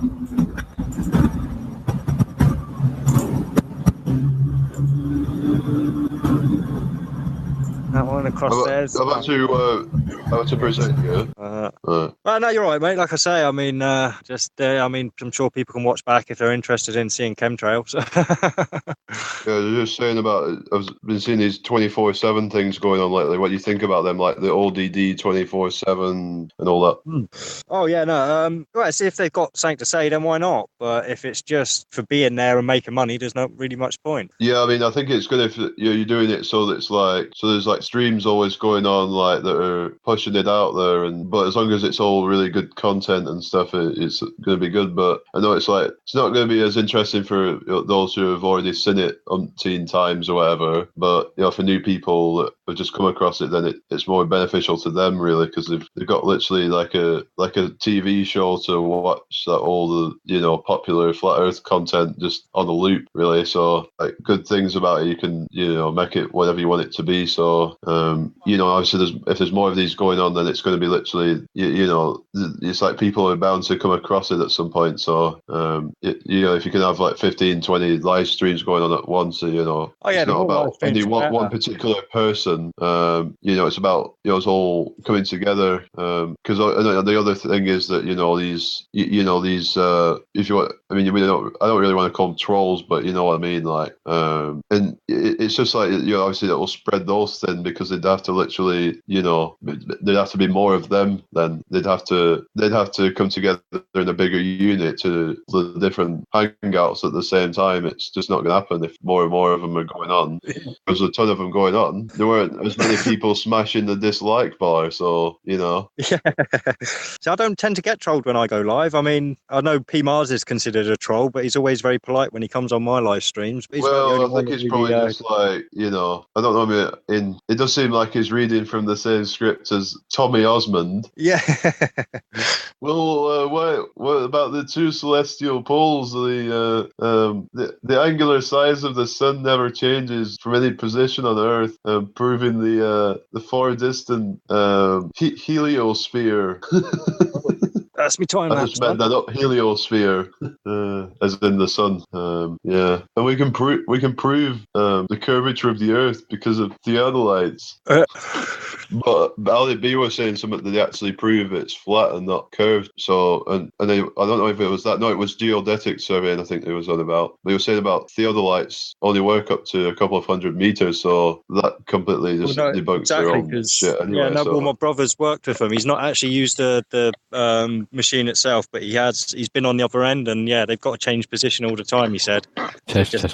Oh, that's a lot better, Chris. Oh, is it? Thank you. And of course, man-made instruments. So it's just like we've got natural instruments, water and our eyes, and see, our eyes don't really count. I say, because our eyes do perceive a certain bubble because of the way they act. Yeah, no, obviously there's limitations, and of course, obviously with lenses and stuff, obviously, those can sort of help to magnify things, and obviously with technology, cameras now kind of helps to kind of, actually then you bring in technology into it, which I have nothing against technology. I don't think anyone should have anything against it. It's everything that can be used for good and bad, and I think people need to understand that. Then what do you think about money? Do you think that can be used for good and bad, or do you think it's just all bad? Again, no, it can be used for good and bad. It's got its good purposes, but unfortunately it's like power. The more you get, the more it's going to corrupt you. So yeah, well, you can't exist without money, basically. Or I've met a few people who do, but there was a certain individual that reached out to me. Actually, it was probably last night or earlier on or whatever. And this character, Eternal Padawan, because you said you've been. It's. I'll give you a clue. It begins with an N. Oh, okay. So it's N something. I just don't want to attract any attention. So basically, well, I'll read out what he says, because he was actually my first. Yeah, that's what she said. Yeah. I thought you'd like that one. What did you just put it out? Yeah, I put it out there like that. So I thought somebody would jump on that. Yeah. That's what she said at all. So there was pun intended. Yeah. Yeah. Well, I'm just gonna. I'm just doing a quick 10 I'm minute just gonna cityscape, and then see I'm if I going to can head home. find cool. So somehow it's been putting stuff automatically into spam folder. And fortunately, this N guy is been automatically placed in the. I don't know why, but let's just see if I can find it. Don't know what video it was on. Just bear with me a second because I cannot find it. Oh, I'm actually starting to get a bit nippy now. Been in the sun too long. Yeah. Oh, it's nice though. Feels nice to be cool for a change. Yeah. Yeah, because you're never cool, are you? You're just a boring old twat. I'm square, mate. I'm square. I've never claimed to be. Your model. Yeah, no, rectangle. Sorry, yeah. I'm rectangle. I'm just trying to find. Wow, the realm we live in is square, but the extension makes it a rectangle because it's an extension to the north and south. Like I say, I mean, Quasi-Luminous would absolutely cream in his pants to get the coordinates that we've got that shows a clear channel heading up into the north. Right, so hang on. I'm just going through because I'm just looking through notifications actually. Well, because some reason his comments just get deleted automatically. I don't know why. Because if I was to go, I think if I went to click on it, it would probably just mean nothing there, and it was on my second to last video. Well, actually, on my last video, but actually, the first part of the Hangout's been uploaded 26 minutes and 57 seconds, but promoted somebody before, and I'll be talking about that in a bit, giving him another shout out on here, trying to help him get some more subscribers. But so he's put another jobless little wanker with no hope. Get a job, Jamie. Stop sponging off the fucking government.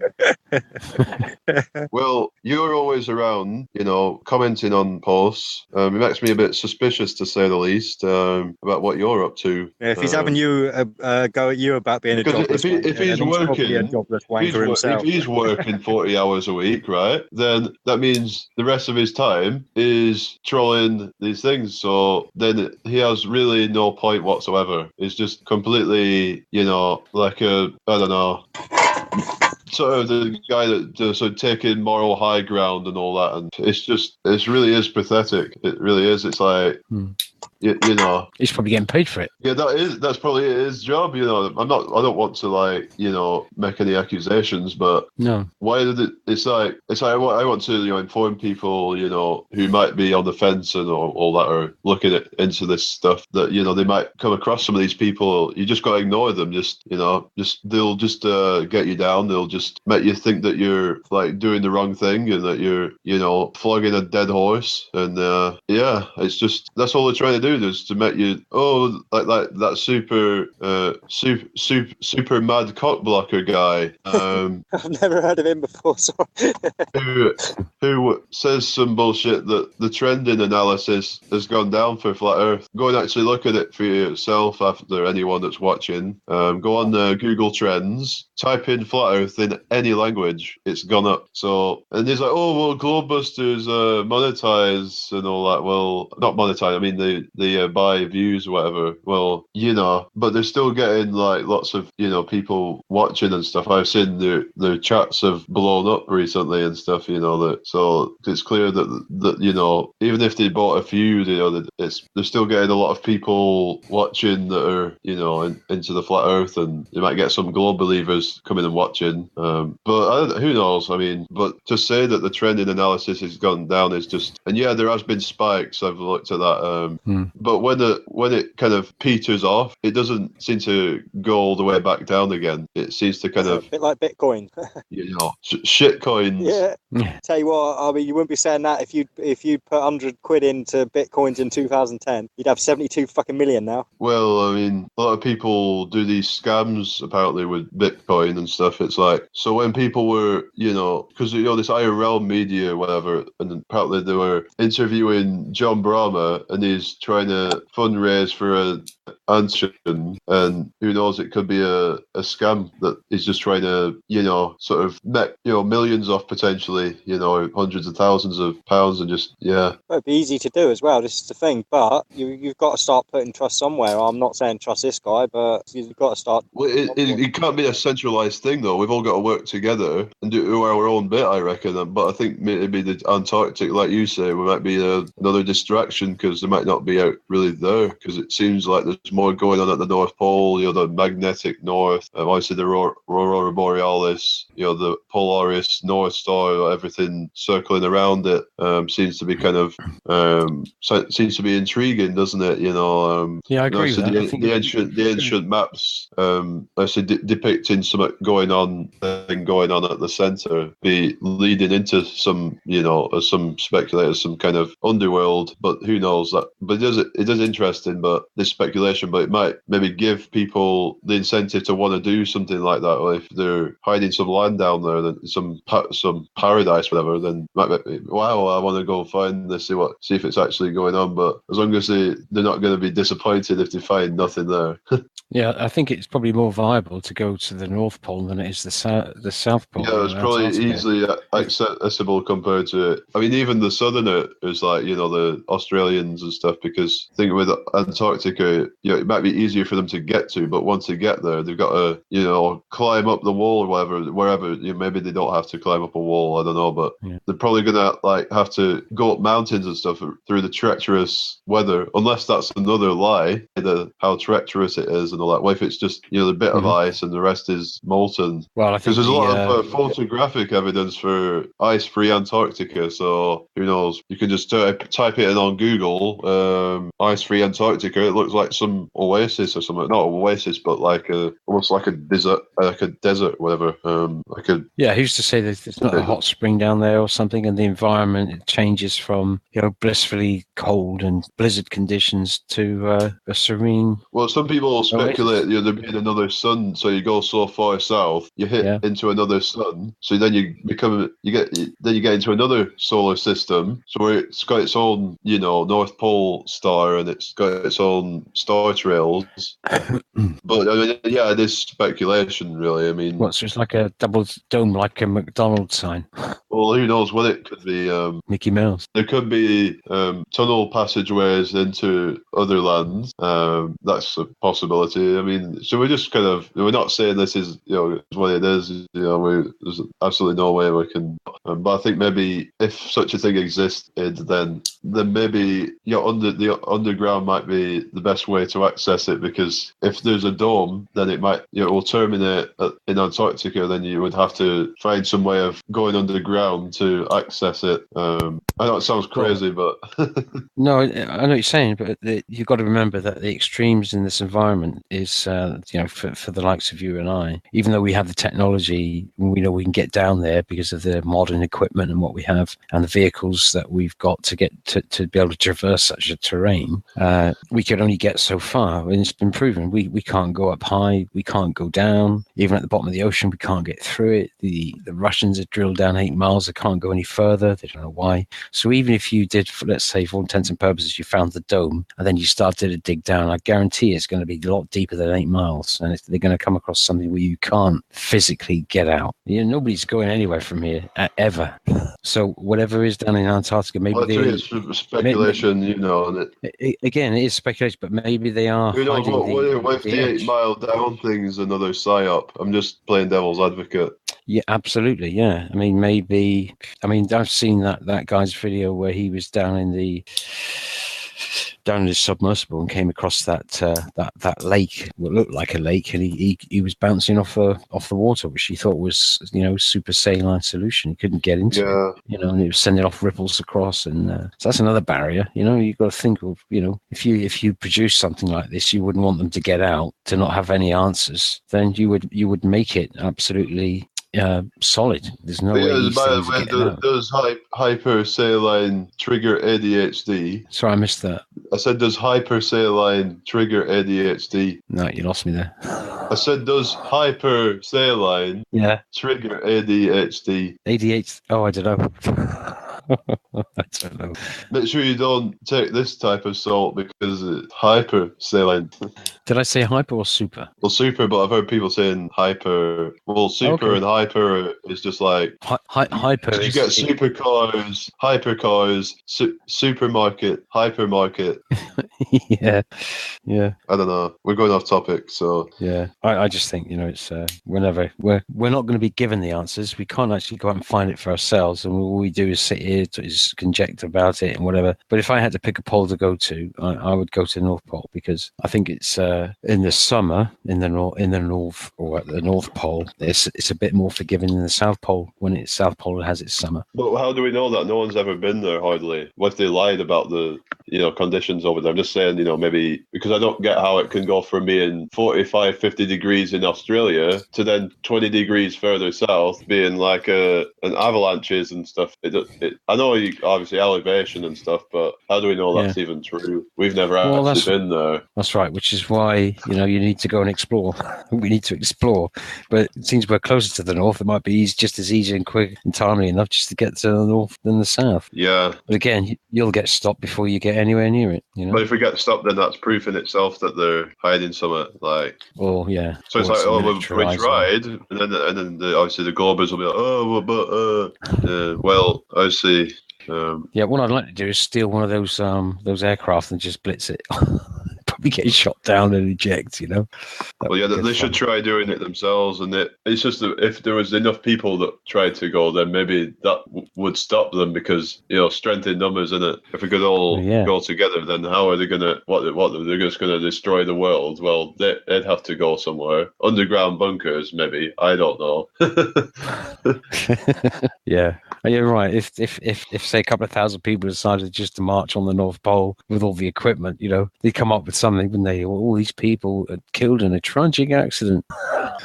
The meteorite hit Earth or something. Took them all out. But there'd have to be like a bigger group of people that an unknown virus wiped them all out in days. Yeah. Well, I wouldn't put anything past them. Even if it was 10,000 people, they'd get rid of them, I'm sure. But then maybe one or two would get through. Hey. Well, they have the power to take out all comms, so you wouldn't be able, even if you were there with your mobile phone or your camera or whatever, bang, that's it. They take out all comms and they lock down the place like you wouldn't believe. Not that they haven't locked it down already. So what are we supposed to do then, what do you reckon? Keep pushing flat Earth. That's a bit pointless then if there's not really much that we can do. So, but I think there's enough there at the moment, which is why it's good to get the message out there when you can. Yeah, but what I'm saying is, like, what's the point in pushing it out if they're ultimately going to take control anyway? So that's what I'm saying. Like, well, let's just hang up our boots then, shall we? Let's just say goodnight then and just carry on with our lives and wait. What I'm saying is, what other alternative? What else could we do to try and, because you got to think ahead and try and think, well, they've obviously got some kind of plan with this flat Earth. They're not just gonna be like, okay, we lied, the Earth's flat. They're gonna okay, well, what we'll do is we'll push this out, make them realize it's flat, and then we'll figure something out to keep the power, and they'll disguise themselves as something else, some other authority, church, whatever. It's a toughie, isn't it? How can you do? I mean, apart from every country overthrowing their government, and what's the answer then? Get rid of the people in power, start again, go right round through the. But I think, as Mick would say, is we just don't recognise it anymore. Just ignore it. Just if everyone was to just slowly kind of just abandon the Matrix, just don't watch TV, don't read the news, don't even pay attention to what they're doing. Just live life on your terms, and they'll start realising, hang on, these people are actually not even bothering about us anymore. They're just getting on with shit. Crap, what are we gonna do? So then we've got to think, well, what would they possibly try and do to still regain power? So they would have to disguise themselves as some actual truth seeker and have the majority of people worship them. So that could be the long kind of goal for, say, some of these agents that are put in place, whether they're in flat Earth or not, or right at the moment. But there could be a long-term plan to have them be this worshipped figure when they're actually a corrupt authority figure that people should be ignoring. So I don't know what they're planning, but that's all speculation. But I think we're just got to be aware that there is something that they're going to be planning. Yeah, you certainly can't let the population on Earth carry on as it is with the resources that's here. It's got to have a finite limit as to what we can do with the number of people and what they consume. My logo, incidentally, is a part picture of a model which was down in the Eden Project in Cornwall. It was called the Wee Man. The Eden Project. Yeah, the Eden Project. Pete Shea would probably pick up on that.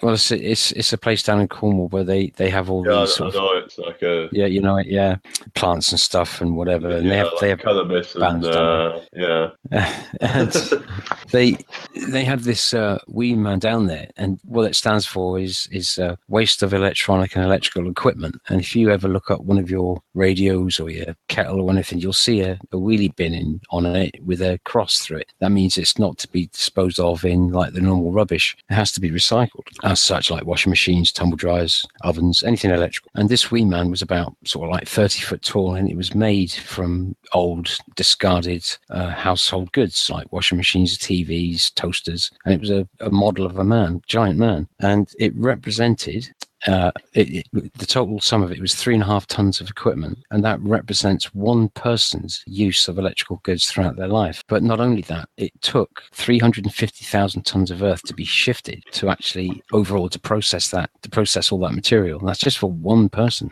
Which so everyone in the Western world, the equivalent to that is 2 full-size football pitches to themselves for the production of the goods they're going to consume in their life. Whereas somebody in Africa, they've probably got 6-yard box.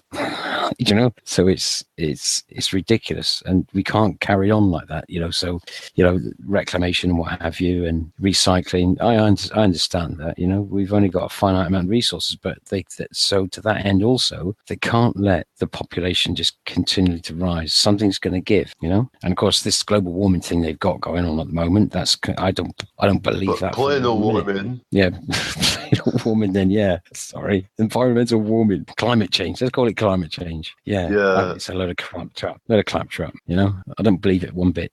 So the thing is, Ali B was saying something that if the Earth was spinning and there was obviously matter going. I mean, he says, well, it's not a vacuum, so that would mean it would cause friction. That would mean it would slow down over time because of the friction. What you mean? The Earth would slow down if it was spinning? It would slow down because of all the friction. Well, again, the excuse they come back with that is the actual pull of the sun on the Earth. But it's like there's so many complicated things going on. How does the moon stay in Earth's orbit and all that? How does it orbit the sun? Well, it should be the Earth should be being drawn towards the moon. The moon should be being drawn towards the Earth because of its lesser gravity. And how does it keep in orbit? It should be pulling towards the Earth. Gravity. Gravity. That's not an excuse though, because the Earth's gravity is supposed to be so big, and the moon's gravity, because it's just at that right size. The gravity's got to that right size where it can be independent of the Earth's gravity and not fall down. What a load of bollocks!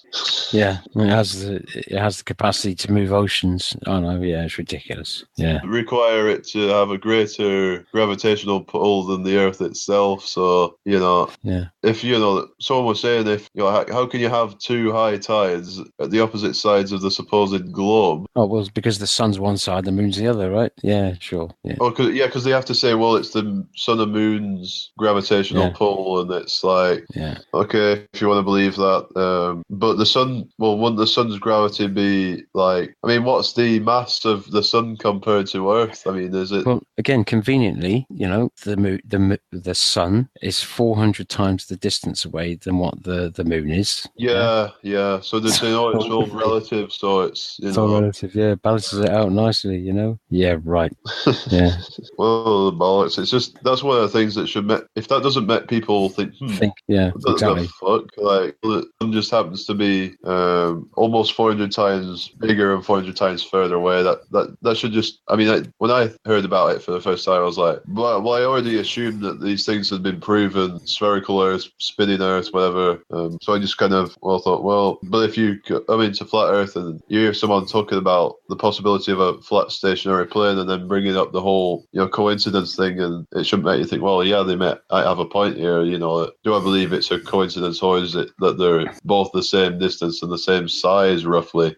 Yeah, I mean, I mean, when solar I came into eclipses this, would actually throw out the heliocentric model, really. And it's like they'll use eclipses. I mean, they like to use lunar eclipses as proof of a ball Earth, but they tend to ignore solar eclipses because their whole model. So it's just, coming back, obviously, a spherical shadow doesn't mean that we're on a spherical shape because we don't know what's causing the shadow. no, okay, It doesn't even have to be a solid body to cause a shadow.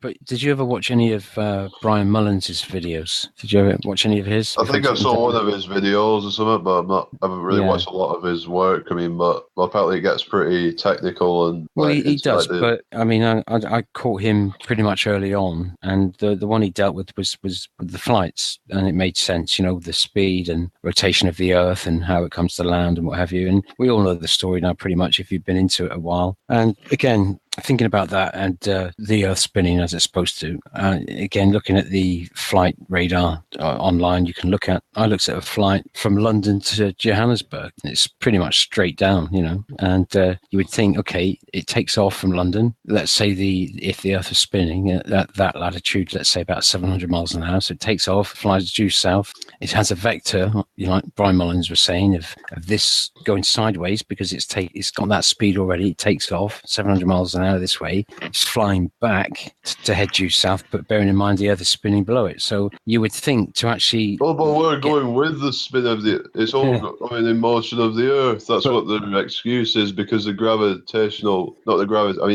atmosphere. Well, it all comes down to gravity in the end, doesn't it? It's all about the gravitational pull of the atmosphere being glued down to the spinning ball. But you don't feel as if you're turning sideways, do you? Unless the plane actually physically moves. So as the plane's flying, it's flying due south at a certain height. The plane is an enclosed environment, so when people are like, oh, well, you wouldn't notice the plane move unless it changes motion, but it's of course an enclosed environment. So no, you can feel a plane when it goes sideways.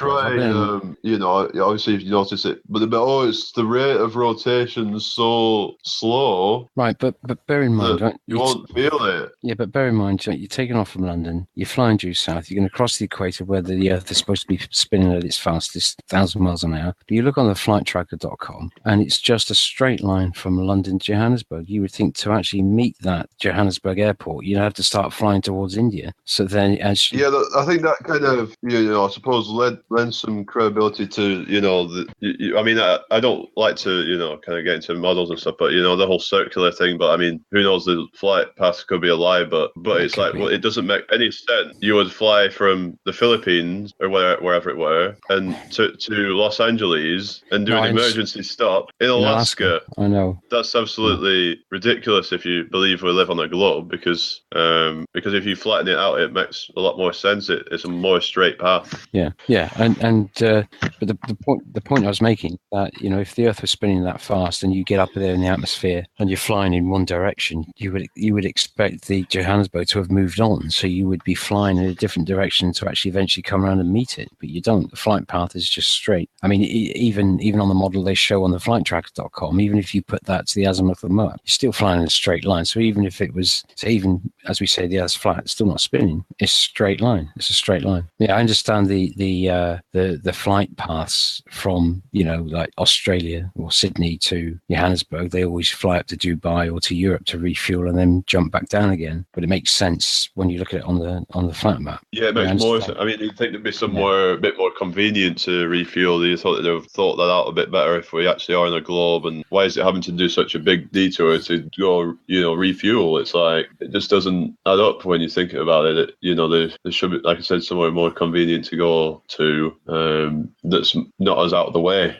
That's their excuse. And their excuse as to why there isn't any flights going over Antarctica. Well, it's too cold over there. If there's a crash over there, then well, if they have a crash in the ocean, chances are most of them are going to die anyway. So, Yeah. and the weather's so cold in Antarctica. Well, how can it be flying over Canada in winter when it's minus 40 to minus 50 degrees? Yeah. And over Siberia as well. Yeah, well, let's face it. Think about it, guys. The higher you go up, it's what, -6, -10 anyway, isn't it, up there? Yeah, I mean, it's like, apparently, because what was it, the Siberia, apparently that gets down to minus 47 in winter, and it's like, so obviously you go up higher, it's going to drop by another 20, 30 degrees or even 50 degrees, whatever, so it's going to be like almost minus 100 up there. That's even colder than, I mean, they could fly it, surely they could fly it over Antarctica somewhere, even if they just kind of skimmed across it just to kind of make it a little bit shorter, but they'll never do that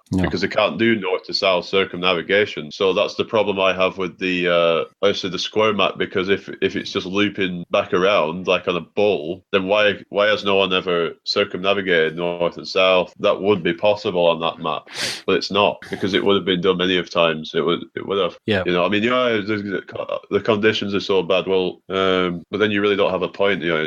All these speculation of you go past Antarctica, you just does what it would do on a globe. How do you know that though? And whenever anyone pushes any model, I have questions in my mind about the legitimacy of it, and why people are pushing it, and what people are hoping to gain by pushing it.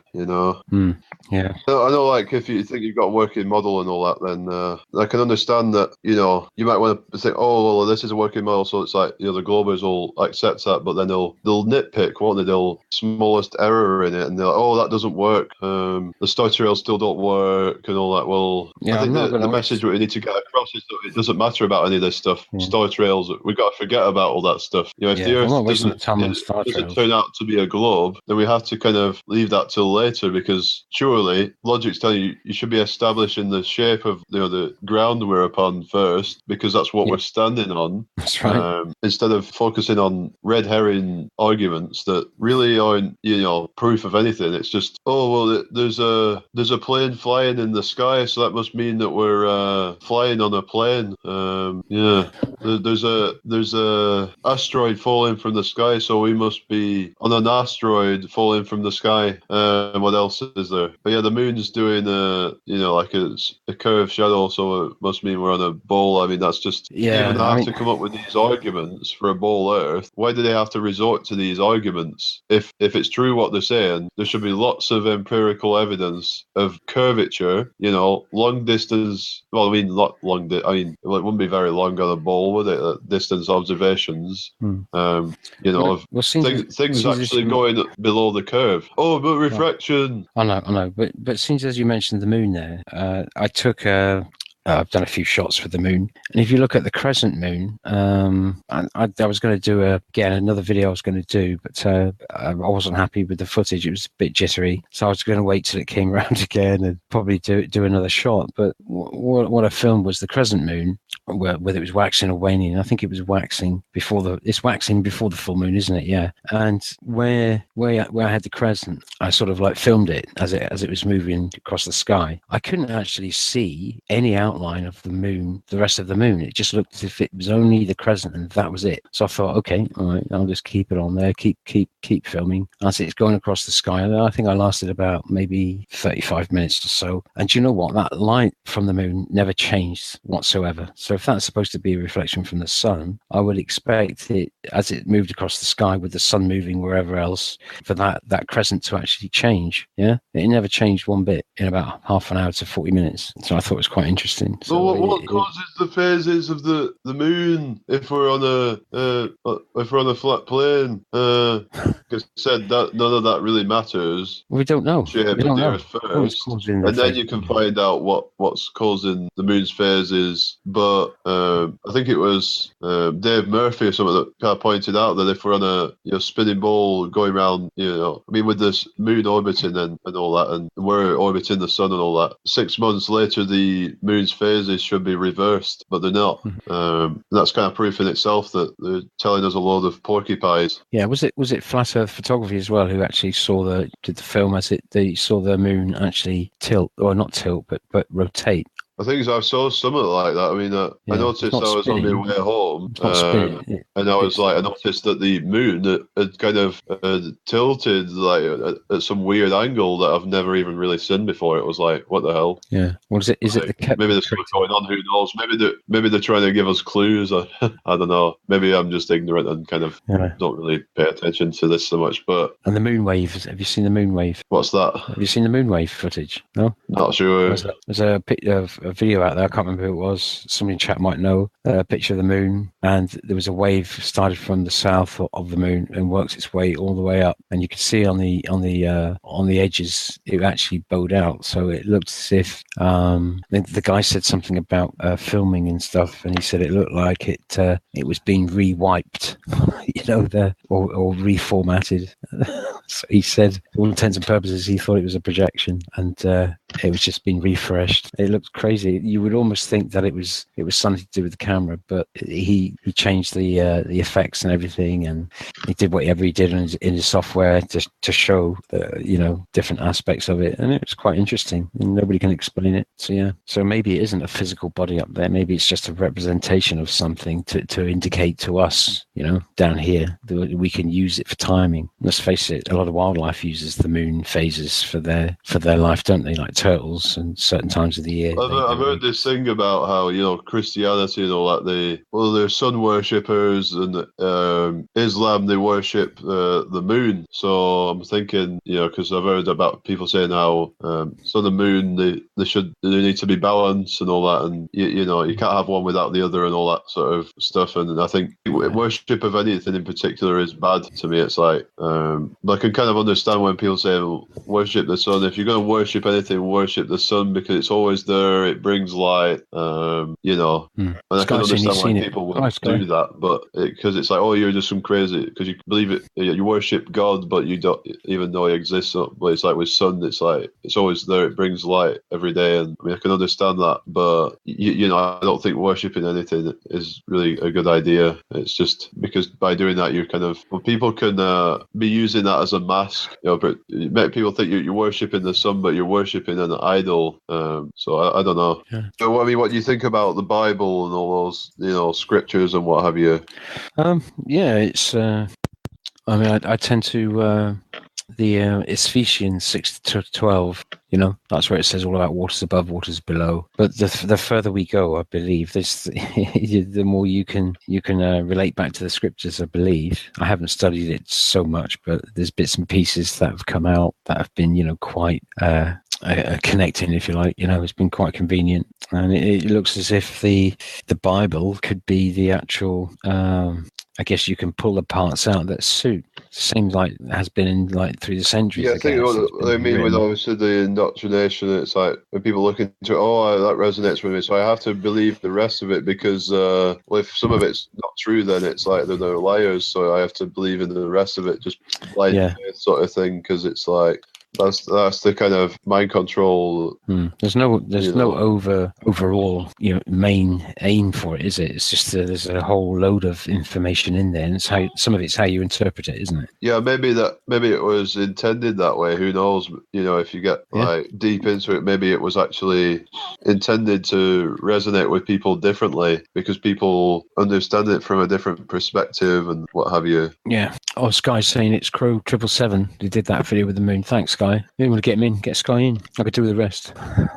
I'm going to call it a night, mate. Actually, I'm flagging here. Sorry. All right. I'm not sure whether I'm just going to wrap it up myself because I don't know really. It just seems a bit quiet tonight, so just Yeah, it's a Monday, isn't it? Yeah, sometimes I get quite a few people on, but they must be over on some other hangout or something. Just kind of, I'm not bothered about figures and all that. It just seems a bit more fun when there's more people active and stuff, and But if I mean, I'd carry on if you was there, and when we just keep talking. But I said I don't want it to just keep going on for the sake of it, sort of thing. Sure, mate. Yeah. There's no lasting thing really. Yeah, take a look at Crow 777, Jamie, if you've got time. Take a look at that. He's not bad. That moon is that moon wave. I don't think anybody can explain it, but he seems to think it's something to do with a projection or something. Yeah, I think. Right. Well, apparently, Crow 777 believes in a ball Earth or something. Yeah. Well, I'm sure I heard he said that he thinks it's curved, but it's flattening out due to the centrifugal force or whatever. I don't know. That's another model, is it, or something? I don't know. Maybe he believes it's like a squashed ball or something.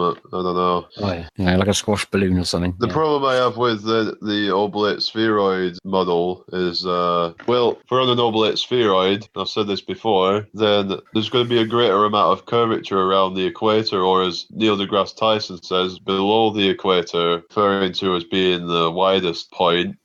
He just says below the equator, whether that could be slightly below it, or it could be in New Zealand or south of, could be, wherever. But I'm saying is that, there's supposed to be wider at a certain point. So if that's the case, then there's going to be a more drastic curve. So well, maybe all the land is on top. And they might say, well, if it's such a small amount, but if you're talking about, there's some of these observations are hundreds of miles now. If we can actually get people from all over the flat plane doing their own tests, no matter where you are, then it's like, if there isn't any test proving curvature, even at the equator where it's supposed to be wider, with a more drastic curve, and it proves that the oblate spheroid is wrong, which proves that the ball Earth is wrong, because there would have to be it proves that the spinning ball is wrong, shall we say. It proves that we're not spinning because of the centrifugal force that would bulge it out. So, and of course, if we're on an oblate spheroid, the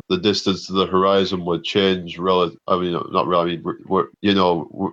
are on the ball, it would change slightly. And you'd say, well, it's slightly, but if you're right on the North Pole, it would actually be, or South Pole, whatever, it would be a less drastic curve compared with the equator, or slightly below the equator. And say in Ecuador or wherever, where there's this mountain, it's supposed to be relative to the center of the Earth, right? That's absolutely insane. When they talk about level, what does level mean? You can look up the official definitions of level, and they might say, oh, it's level relative to the center of the Earth, because it's, when they say sea level, it's level relative to the center of the Earth. Well, if it's an oblate spheroid, then if it's bulging out at the center, then how can it be, bulging out at the equator, then that's not level, is it? That's a few miles above sea level, because that's, So if you looked up horizon in the dictionary, would it say sea level? Forget it. Well, it's just so absurd, isn't it, what these people claim? It's just so, it's beyond that, really. It's just insane. It really is. It's just... Yeah. The fact that people aren't even questioning it, that the majority of people aren't questioning it, just shows how deeply that we've been brainwashed. It's like, why is this pushed on people from kids, little kids that don't even really need to know this information at that age? They're taught it all, and then they forget about it when they grow up, and they just accept it because, we've learned from school, and, hang on, what is it you've actually learned? The reasons, ships going over the horizon because Columbus thought it was going to sail off the edge and he went around the globe. Then you say to them, well, circumnavigation is possible on a flat Earth. But why didn't they sail off the edge, though, if it's on this? Because they have this image in their mind, don't they, of a flat Earth with an edge. Yeah. And to me, that's proof in itself that they're trying to brainwash people. Yeah, the big one really is gravity for me. That was that and the stars. What's above, I think, it's not real. Like, they say about the vacuum of space. Man has never been into a vacuum of space. He's been into a different environment, not vacuums. When they say into space, it's not outer space. Because I don't think outer space exists. That's probably right. I've heard people say, if we're on an infinite plane, then how come there's, no one's been to space or whatever? They'll say something ridiculous. Well, whether we're on an infinite plane or not, it's like they're talking like globers, where they'll completely misrepresent you, because none of us believe this, outer space, whatever, because people who believe in that model, whatever, probably there's some kind of ceiling up there anyway that's holding in the pressure or whatever. I do understand it would probably have to be contained, in every direction. That kind of makes sense to me, It does to me, yeah. So scientifically. would make sense. So when people talk about the infinite plane, then are they saying that we're in this contained environment here, but there's an infinite plane and there could be another one? Is that what you're talking about, the infinite plane? Well, I've heard that as a possibility, and some say it just goes on forever, like, that it just kind of extends outwards. The barrier above would just be flat and parallel with the ground below it, and would just extend forever. That's what some might say. But obviously, it comes down to experience and what we can actually prove, and none of that's actually been proven. But the actual shape of a dome or shape of a barrier, that's yet to be established, and anyone who's pushing a particular model of it is has a lot to be answered. Whatever model they've got, there should be enough to raise certain questions about it, which is I'm interested to see what Dee's got, and obviously because I'm open. It's like cool if he's got a good working model, then that might be able to help people conceptualize it a bit better, and because I think that's what I want, is that if it's going to help people to kind of, it's like, I can get it now. That's how the flat Earth works. Yeah. But then again, it might be too complicated for people to even grasp. Yeah. Well, like I said, they've been working on it a long time. But I don't think it's probably too complicated, to be honest. I mean, usually the simplest explanation and what have you is the correct one. So, looking at it from an Occam's razor standpoint, then you would probably think, well, it can't be that complicated. It's got to be something quite simple as, how the reality works. A lot simpler than the infinite multiverse or whatever, because that's just so complicated. It's like, you're just a dumbass because you haven't got a PhD and actually done all your research into the dark matter and quantum physics, and I don't rule out the quantum stuff, but it's just, I have obviously problems when it's, we have not had, direct experience of it. So, No, I read some journals a few years ago, and when they talk about these quarks, when they tried to split a quark, and what happened was the energy they used to split it created another one. So they couldn't get rid of one, so it automatically came back through the energy they used to either split one or destroy one. Sounds like a cell or something. Like it just or like a microorganism or something. If you try and cut it, it'll just divide and it'll you get two now or something. It's like. Well, no, they destroyed one, but the energy they used to destroy it created another one. See, it's like if you'd never be able to destroy the universe because you would need all the power in the universe to destroy it. That's right. Yeah. And you would never be able to probably, do it. Like sort of harness all the power in the universe. So you just have to, so these obviously rulers, they're just trying to get as much as they can really, and screw everyone else sort of thing. Yeah. Have that they don't care about. I can understand that they're thinking, oh shit, there's only so much that we've got. We have to kind of make do with that. Let's just make everyone think that they're insignificant, and let's just, kind of screw everybody so that we can just take as much as we can. I can kind of understand the mindset, but that's just a completely sort of selfish, narcissistic mindset.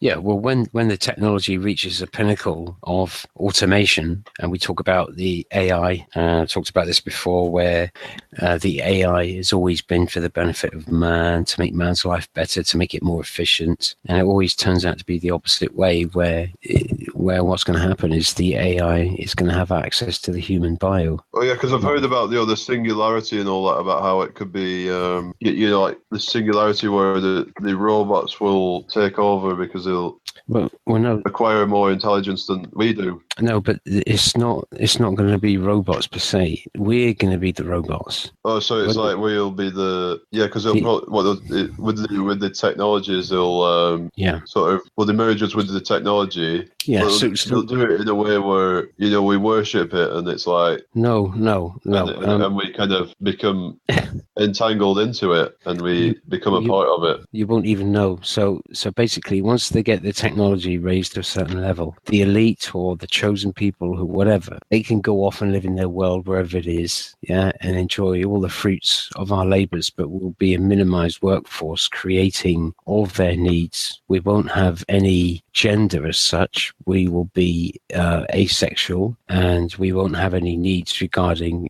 family and any lifestyle per se, because we'll be too busy working and supplying. Yeah, that would be their way of depopulation in the end, won't it? Yeah, but the way to control it is that through this AI and through all the network and through this neural dust and what have you. So you if you were, let's say, if you were a dustman, you'd be programmed as a dustman, and you would think that that's all you ever wanted to do in life, would be a dustman, and I'm the best dustman in the world, and you wouldn't even have to question it, because the way you're actually programmed is that's your job. Yeah, because people, at school, it's like, when they have ambitions to do a certain job, it's like nothing against dustmen, by the way. Kind of bashed out of them at an early age. Oh, that's just some pipe dream. You'll never be able to do that. And well, of course, that's just obviously done to make you think that you're worth nothing, and that not that you're worth not. I mean, that's obviously a different thing, but I mean, as in just kind of achieving your goal in life, just make you think, oh, well, I need to just daily grind, all that,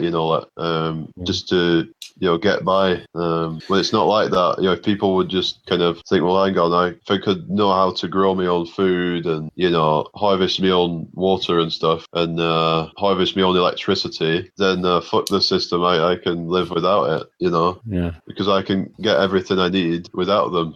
Because you really don't need the grid, do you? If you think about it, you can you don't. apply your own energy, and because it's all in the ether, it's all as the Tesla, the work of Tesla, and obviously with Tesla, I mean, maybe he was another, but he's probably telling some truth at least, and about the free energy and stuff like that, Yeah, I mean, going back a few years, there was a chap who didn't want a water supply to his house because he was catching all the rainwater and he was storing the rainwater, and the water board took him to court and they won their case, because what they said was the water he was collecting was hitting their guttering, and it wasn't going down their drains for them to collect. So he was stopping the water board collecting their water. So it basically, as soon as it lands, that water, it should go into the system. So it's not yours. You're stopping it going into the system. So technically, even though it's falling from the sky, it wasn't his water. Now, obviously, it would have set a precedence if he'd won his case and if they threw it out, which would be the logical thing to do, as you and I would think. But he lost his case. And funny enough, I got my water bill today and it got me thinking about it. And I thought, just as an exercise, I think I'm going to ring these people up and say I'm in financial hardship and I can't pay it. It's not that I don't want to pay it. I can't pay it. So what can you do for me? Yeah. You get these regulars all sent around the bailiffs or whatever. And you say, well, I haven't got anything. How can I pay it? Can't afford to pay it. Sorry. Can I go on? So their excuse might be, oh, we're going to make you pay more once you've got the money. Yeah. Well like a debt or something. I don't know. Yeah. What can you do? People don't realise that under the law, it's illegal for them to cut your water supply off. It's illegal. They can't do it. So what they can do is take you to court, and then you probably have to pay costs and whatever, and have to pay it back some other way. But they're not allowed to, even though they'll threaten to cut your water off or send the bailiffs around. But the worst thing you can do is not communicate. If you don't communicate, but you've got to communicate and state your case and say, look, that's it. But they shouldn't be. I don't think they're allowed to cut your water supply off, because water is a necessity of life. It's not a luxury. We need it to live. We can live without electricity. We can live without gas, but we can't live without water. And that's it. The point I was making with the water supply is that technically it could be a public health issue if you just keep, defecating in your property, or but not having the ability to flush the sewage away. Then it becomes a health hazard. So what you do, just shit in the street or something, So there's that implication of you not having a supply of water for health. Yeah, so that's true. Yeah. So I think as an exercise, I'm just going to. I mean, my missus hates it when I get this hat on, but I rock tinfoil hat. I have a big problem with the water board, because when I changed over the pay system, I set up direct debit with the gas and the electricity, and when I changed the water as well to a different account, into my name or whatever, they sent me a second class stamp letter stating that when the direct debit was set up, they were going to take the direct debit plus £88 as a deposit. And I'm thinking, well, the gas board and the electric board didn't do that. Why the water? And it's only a second class letter as well. And I just thought it was just confirmation of the setup, and I'm glad I opened it. So what I did is I rang them up to complain about it, to say that you were going to extort £88 out of me, and it's not extortion, because they actually told me in writing they were going to do it. But I put a stop to it, and I said, nope. I said, bill me. I'm not paying direct debit anymore. And every time I get my bill, they keep sending me threatening letters methods, and I pay enough. I pay something, so they can't proceed with anything because they can see I'm paying it. I may pay, one day I'll pay £3.97, or another day I might pay £5.81. Always odd numbers, nothing to round it off, And over 3 months I tend to pay the bill, and they ring me up and they say, and I say, look, I'll tell you this now. I said, I'm not paying my direct debit. I'm going to make it my business, and it's something I do. And my wife, it drives her crazy, but it's nothing just to log on, just to pay a few bits off here and there. It takes 2 minutes, And now with this the water bill, I haven't opened it yet, but I might just ring them up to wind them up and say I can't afford to pay it. What can you do for me? Because I'm sure there's people out there who struggle and worry about paying these bloody bills, and we're getting ripped off left, right, and centre. It's all about coining as much in from you as you can. And my parents, when they had a house, they had a rateable value on their house, which included all the council tax and the water rates all in one. And what happened when Maggie Thatcher got in, she privatised everything. Everything got split out, and then all of a sudden you're paying exactly the same for the two services because they were separated out, and then they're both raised in price, both the same. Whereas before you were paying for everything under one payment. So it's doubled in price for the same services. For more people, more houses being built, your council tax never drops, even though there's more people paying into it. It's all geared to get as much money out of you as they can in any way, shape or form. And I've seen that time and time again, the classic one is the supermarkets. They, if they had, so they had a penny item for sale, an item that cost a penny, and they weren't selling any. So what they'll do is they'll say 2 for 3 pence, and they sell a lot because people think they're getting something. They think they're getting a bargain. Well, actually, for 2 of it, you're actually getting an extra penny. Yeah, you're getting an extra third on top. So just what they do at the shops and stuff, you get these bargain shops, quote unquote bargain shops, right? Yeah. It's like, this shop we can get 4 for a quid, but at this shop 2 for £1. So wow, this is a bargain. Open it up, the chocolate bars are like tiny. The seconds or something, yeah. Yeah, they're like literally snack size or something. It's ridiculous. It's like, you're not fooling anybody. Well, they actually are fooling people, but Yeah.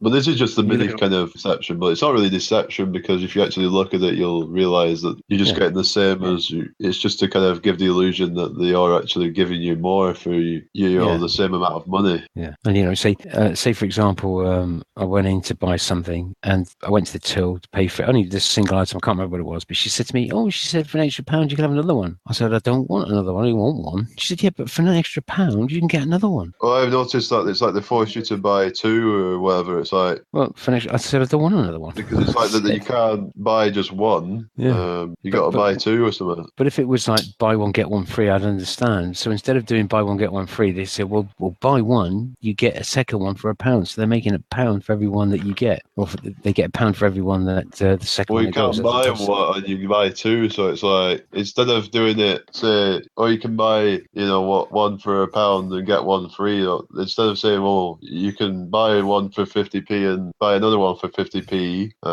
What they're doing is making it so that you buy into. It's like so that means that you're giving them more money because it sounds like a bargain, but really it's they could have just half the price. Give you one for 50p and 2 for £1. Yeah, so it's I don't want to. She looked at me as if I was crazy, but I said to her, I don't want to. I only want one. Yeah, but for an extra £1 you can have another one. I don't want another one. I said I only want one. And she's thinking, Christ, you're missing out on a bargain. So I thought, women are programmed like that. If they buy things, they think they're getting a bargain. Bargains still cost money. So anyway. Well, think about that. Gain is gaining something. You don't actually gain anything, and do you by a bargain? Yeah. You're just kind of getting ripped off. Yeah. Anyway, I'll let you know. I'll get on with my water bill. See what let's just like bar. What bar means? There's different definitions of bar. Bargain. So what could that mean? Bargain. Bargain. Did I mean? Oh yeah, you can get going then if you want to. You said you was gonna. Yeah, thanks. Yeah, thanks. Yeah. You I'll let you know. I'll get on with my water bill. Yeah, because I know you're on duty at the moment, CIA duties. So Yeah. So I mean, I don't want them to kill you because you couldn't get off this hangout or something. You know, I'm gonna do some waterboarding. you're you know you can get back or maybe you're due to go into a meeting in the lodge outside the door where you're at you know and or maybe you're about to go troll some hangout as a paper explanator and you're desperate to get out of here or something. Maybe you could be doing it right now actually, just multitasking, but you're getting a bit tired because you're having to do two things at once, so it's kind of tiring. So you have to kind of get off here because you're getting too tired of multitasking. But I'm probably gonna wrap it up myself actually. So just take it easy and just keep on spreading this out there. And I was gonna shout somebody out. If you haven't already checked out the channel, it's I'm just gonna it's called Flat Truth Globalize. If you want to go check him out after, I mean, you can. Didn't you put that up today? Yeah, but it's just I should have put it out before, but I'll just do it now before I finish because somebody might go and check him out. So I just want to make sure that people get obviously as much subscribers and what have you as possible. Then we're like a stronger unit, then, aren't we? We can if there's someone that's only got like a few subscribers, it's not very good if they're kind of not recognized as much as everyone else is. We should be having an equal role in this, and because everyone has their own perspectives and everyone has something to add to it and some information to share. So like I said, we're all from different walks of life as well, aren't we? Which is good. Yeah, I'm not sure if I'll be on tomorrow and whatever. I'm not too sure yet, but I'll just we'll be notified anyway, won't you? So, but I'll chat to you again soon. So, all right, buddy, we'll do. Yeah. Take it easy, mate. Yeah, cheers, everyone. Bye now. Yeah, cheers. All right, so I'm going to be finishing up now. So take it easy, everybody, and chat and everyone watching. Just Drainman 1962. How you doing? I'm just finishing up now. So 80 quid if you're caught pissing. You shut all the fucking public toilets. True. Of course they try and make money, aren't they? Bastards. But anyway, I shall see you guys soon. Chat to you guys soon, and see ya. Till next time, guys. Peace.